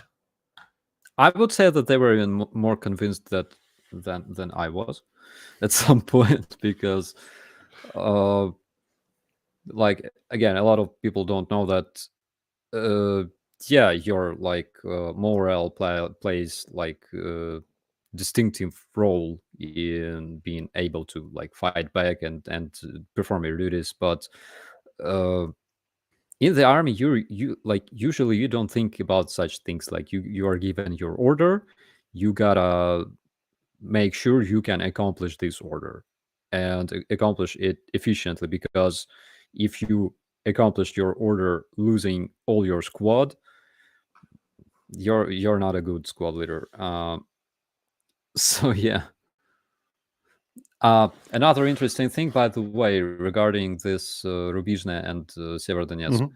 So the reason why Russians lost so much personnel, right? In 2021, my brigade passed through training with our Canadian colleagues from the Unifier international training mission. And basically, we were training for the whole year in terms of an urban combat, meaning that our guys were specifically trained how to operate in an urban environment successfully, and how to use their vehicles, how to destroy enemy vehicles, because again, it's urban environment. It's very, very, very different from what we have in the field. Of course. And that's why, even the losses of my brigade, comparing to losses of other units, well, it's not good habit to compare such things, but they were dramatically lower. So yeah, it kind of, I think it explains a lot of things. Why wasn't Jesus born in Russia? Uh, I like there was a research made by um, Russian historian, if we can call this gentleman this way, who said that basically Jesus was Russian because he had like blonde hair, blue eyes. Like I'm not sure like where he found his picture. Mhm. Uh, yeah, but that's basically what he said. Uh, there's quite some questions in German, by the way. Okay. Well, Unfortunately, they'll have to wait until the next live stream from me, which might happen tomorrow, but depends on how soon I get out of the garage. So I'll let you know, guys. Follow the German channel. It's linked in the English channel in case you don't follow yet. yeah. Uh, just how effective are Chechen forces really in this war? Are they a terror force? They're TikTok force, but again, let's not underestimate our enemy because actually they are not bad. They're better than average Russian uh, infantry. The thing is that Chechen, they're not Chechens, they're Kadyrovites. That's a very different thing, by the way. Let's not forget about it. Kadyrovites are part of their their Rose Guard.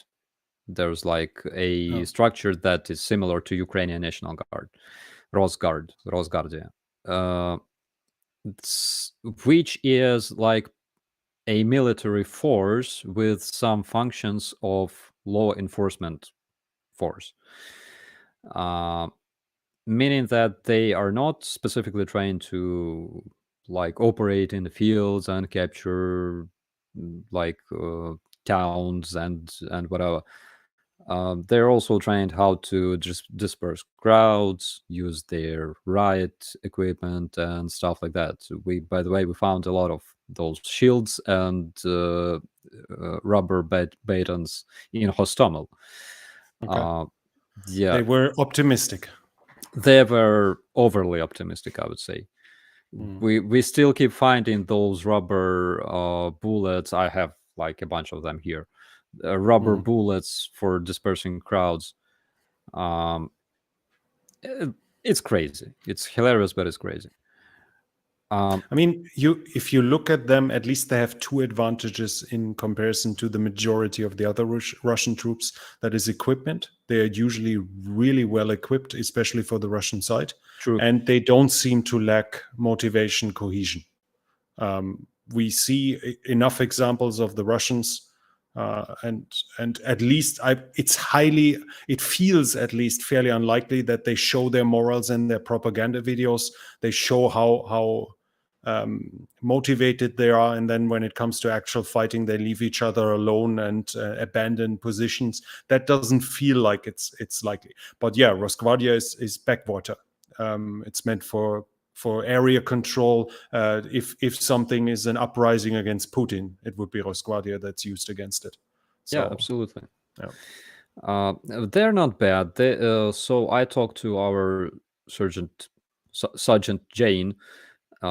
She said that basically they work professionally and they don't waste their ammunition. For example, if they want to suppress some of our firing positions, they open fire from like different directions, targeting specifically this position, try to cover each other while approaching and stuff.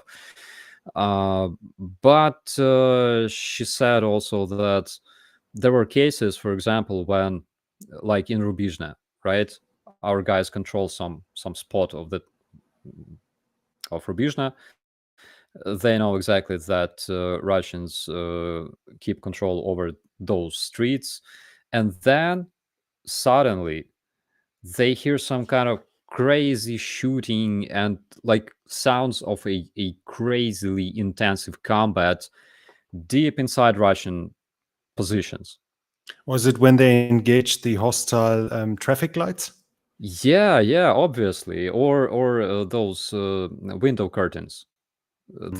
I mean, they look dangerous. True. So yeah, and basically they were like making new TikToks for their channel. Hi, Operator Starsky, have you had death threats? Uh, I didn't have so many death threats since 2014, I guess, as I But I had mean, since. let's be honest. If you have an opinion, uh, if you don't get death threats while you're publicly on the internet, then you're just boring. Absolutely. I mean, like, it's like Like, a seal of quality for a channel. I don't know how you probably best me, but my record was 12 death threats in 1 year while I was still publishing. So I guess you can probably beat that. I have like half a million views on one of my videos dedicated to Russians, and there's like 10,000 commentaries like that. Um, like probably that video became very popular in Russia among my little Russian fans. Uh, oh, what does Torsten think about the future of Ukraine after the war? What do you think about the future of Ukraine? Well, Ukraine will have big challenges. You basically can start with a clean plate. You Yeah. have had the advantage of Putin helping you develop a strong national identity. I have Ukrainians living right up the street here, and they switched to talking from Russian to Ukrainian at home. Oh, My girlfriend has a Ukrainian pupil. She's a teacher, and she told that at home they started speaking Ukrainian while they were Russian speakers before. So I always jokingly said, you as a Ukrainian will probably be offended by that, but I just allow myself that freedom that Putin managed what 3 decades of Ukrainian presidents didn't achieve, to turn Ukraine into a unified country with a unified fate, I and completely agree on that. giving it an identity. This Yeah, is like when you see the videos of liberation where the Russian women, and I say it in quotation marks now, are celebrating Ukrainian speaking soldiers, liberating them. Then you see that what Putin has achieved, what strategic goal he has achieved to give Ukraine, including its Russian speaking parts, joint identity. And yeah, so you'll have a plain clean slate, clean plate. Being destroyed doesn't really destroy everything. You can see how Germany looked in 1945, and how long did it take until it became the third strongest economy, despite basically only being a third of it left from before the war. So there it'll come up to you that you get rid of your corrupt politicians instead of voting for new ones, that you use the chance you were given of having a joint identity, support from the West, attract investors. Obviously, a field like that, a clean slate, offers great opportunities to those who are bold. Ukraine has great chances once the war is over. The question is whether they'll be smart enough to use it. But that's something that's obviously out of my expertise to predict. yeah. You can turn it into something fantastic, or you don't. That'll be up to you. Absolutely. My biggest expectations is that we will never have anything like we had previously in terms of like corruption and stuff, because this war educated people a lot.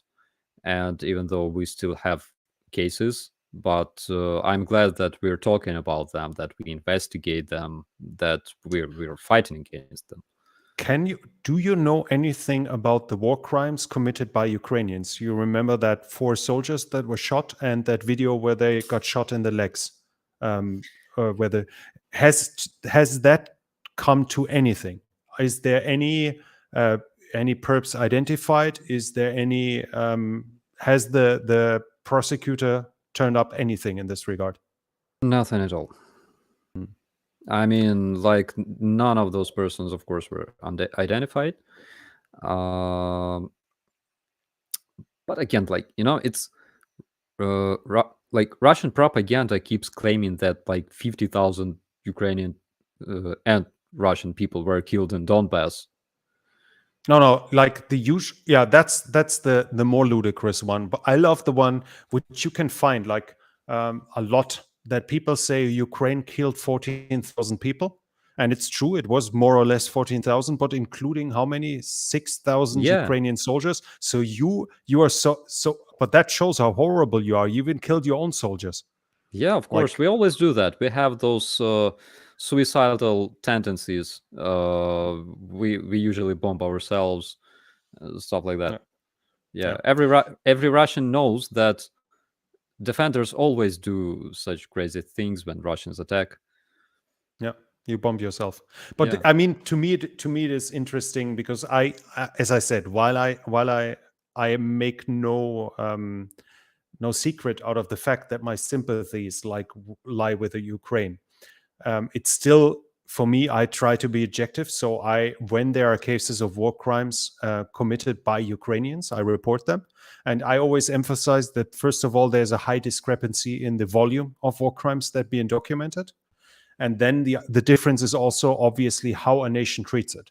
Because in general, it makes a difference whether war criminals are actual criminals or whether they are being ordered to do so because yeah, they have the support by their command structure, and whether the government says, no, it didn't even happen, and it was the other side who did it, or like what we saw, where Bucha, the victims there were killed by Azov fighters that came in to punish Ukrainians that welcomed the Russians as liberators, even though you could see the bodies lie on satellite pictures for 2 weeks. That's a difference. But the interesting part, which you could have answered here, is whether something came out of, because I only have seen those 2 videos and they were pretty gruesome. And I know that in both cases, Ukraine said they're going to investigate it, and it would have been interesting to see that something actually came out of that. Unfortunate to hear that nothing, it turned to nothing. I had a video on my channel debunking that video where those Russian soldiers were supposedly shot in their legs, because like I watched this video frame by frame, and there's like a lot of things that don't work. For example, there was 0 Ukrainian soldiers that were wearing like armbands, and we were all wearing armbands. Some of the soldiers that were kind of shot, those prisoners, had no blood. Some of them did, some of them hadn't, and stuff like that. So there's like a bunch of questions. I saw a lot of that too, but in a case like this, personally, it's for me, it's a too easy way out to simply claim everything is false. So Yeah. unless I see something fully convincing, I'll just assume that it's still authentic, because I don't want to take the easy way out there by which in turn I think wouldn't be fair in a way that I look for those details in the case. I watched it too. I saw, for instance, the shouting stopped fairly fast. I would guess I would shout a little longer when somebody shot Yeah. me through the knee, and not just once. I didn't see blood spray, but then again, it's not like I've shot 50 people through the kneecap and thus know how it looks when somebody gets shot. So I have some questions in this regard, but I have to say they didn't fully convince me there that it was actually fake. And let's be honest, if you have a war with 500,000 at least participating in some case, that there are a few who are criminals that might have heard that somebody in their family was just killed, that they take personal revenge, that wouldn't be unheard of, and that wouldn't discredit Ukraine at all. It would discredit Ukraine if Ukraine would push it under the carpet and try to claim that it never happened and they don't investigate or even order it. That would be a different story. But criminals exist. You had murders and rapes before too. That didn't make Ukraine a bad country. Yeah, absolutely. Nobody is trying to say that Ukrainian soldiers are righteous, saint. Saints Yeah, would be better. people are different. We know that different things happen. Again, it's more about discipline of the army rather than some personal skills. But anyways, and Somebody's recommending me a job in Belfast to go kneecapping there. It depends on the pay. Just send me an offer. I'll consider it. yeah, we can discuss that. Okay. Also, I forgot what I wanted to say. Also, Sorry. I completely don't support cases which again I witnessed uh, some cases of like propaganda that were made by different groups in Ukraine. They were small groups, but they still try to do that. You cannot fight propaganda with propaganda. It doesn't work this way. Again, I'm repeating it over and over again, but no, it doesn't work. That's why, for example, I can repost something and then realize that it's not true. They tricked me myself. Uh, But I'm very glad that, for example, when we see cases, there were some guys like trading humanitarian aid and stuff like that, and they were arrested, and all that is being investigated. I'm glad that we talk about it because it means that we understand the problem. We make sure that this problem never happens again, and we make sure that people will learn um, how to evolve. In Ukraine, it was a bit similar with Russians. Like, why we have a lot of tricky people in Ukraine? Because we had a hard time in the 90s, for example. Some people tried to, I don't know, pick whatever doesn't belong to other people. And it's bad. We gotta evolve in case in case we want to join the international society, in case we want to integrate with Europeans. We have to be Europeans ourselves. And I'm very glad that Ukrainians did a lot of steps towards this throughout the years. It'll be a long road ahead, but you Yeah, have the chance to do it. In the end, it'll completely depend on you. yeah, absolutely. And Ukraine Matters said that you can fight propaganda with NAFO. I totally support this statement, bro. Totally. NAFO is awesome. Has Zelensky handed out medals maybe to the great Ukrainian tractor battalion? Those are like our mythical troops. They're elite of elite. You will never know their names. So it's a classified information. Not sure if I can even talk about it. Corruption is still an issue in Ukraine. It was a question from Altruistic Viking. And my counter question: which country in the world is free of corruption, Well, in your obviously, opinion? it depends on the level. Like there are tons of different levels. Whether bribery is possible almost everywhere, but not everywhere you can bribe yourself out of a murder, for instance.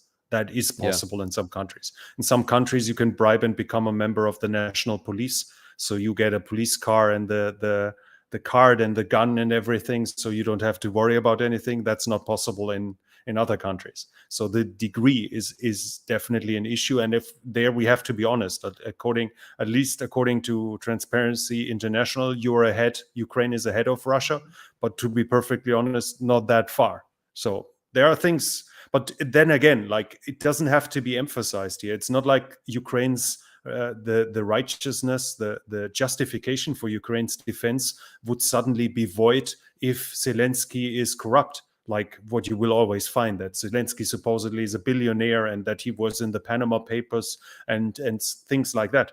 If that's true, I have no idea and I don't bother. I don't care about that. But the fact that some politicians within Ukraine might not be saints doesn't make the assault of Russia's invasion justified. Absolutely. So that's a matter that Ukraine will have to address, and it has to address it if it wants to become a better country too, because the rule of law is important for investments. For instance, we were talking about the chances for the future. You will only attract foreign investments if the foreign investors feel like their money is safe and they are safe and they don't get robbed by police.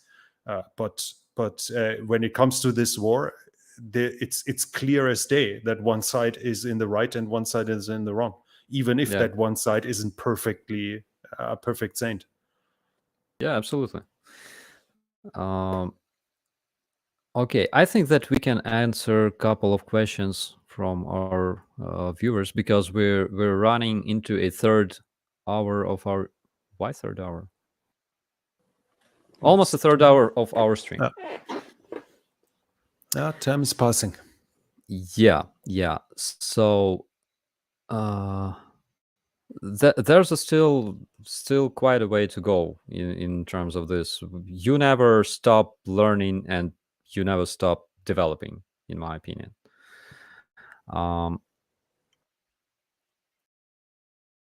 I saw some very nice question, but the commentaries are jumping like crazy.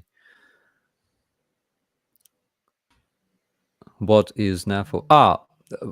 Small off topic. There was a question regarding oh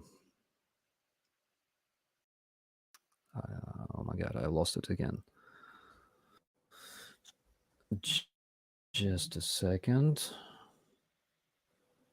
There was a question regarding task and purpose. Yes, I know about it, and we already work on this. So don't worry, everything will be fine.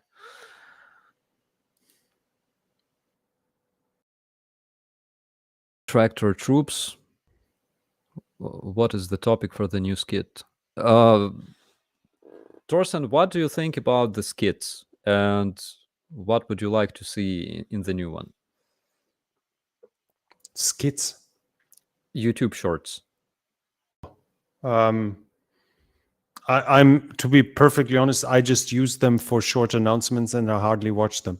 So I guess I'm too old for that cloning of TikTok. I have no idea. I'm not. I prefer it longer in length, and my issue with them is that I can't speed up because I watch every video on YouTube in twice the speed. Yeah, you cannot scroll it. Yeah. And I'm annoyed that they limit it to twice the speed. I think a lot of videos I would love to see in 3 or 4 times the speed. Yeah. So those are, I hardly watch them. I'm sorry. Yeah. I have the same problem, by the way, because sometimes, I start forgetting words and I go like for half an hour. It happens. It's simply because I'm old. I often forget things. We're not getting younger. And I served here, by the way. Oh yeah, interesting question. Yeah. Gebirgspanzeraufklärer, like mountain recon, armored recon. Sounds great. So you were operating some armored personnel carrier, or was we had Lux at that time. Lynx. It's Lynx. That huge 8x8 recon vehicle. But we were still heavy recon, so we had Leopard 2A4 as well.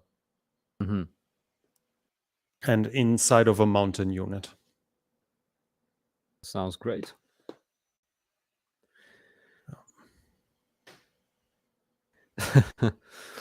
So there was one commentary from one of our viewers to ask you to say "I'll be back." Guys, what you don't know about Torsten is that he literally finishes his video with this phrase. So because somebody asked me to, and I thought it's actually funny to use that, so why not do it? So it was one of the commenters who somehow thinks I sound close to Schwarzenegger that asked me to say "I'll be back." So I thought, why the hell not? Yeah, absolutely. So I'm doing that now. Yeah. Get to the chopper.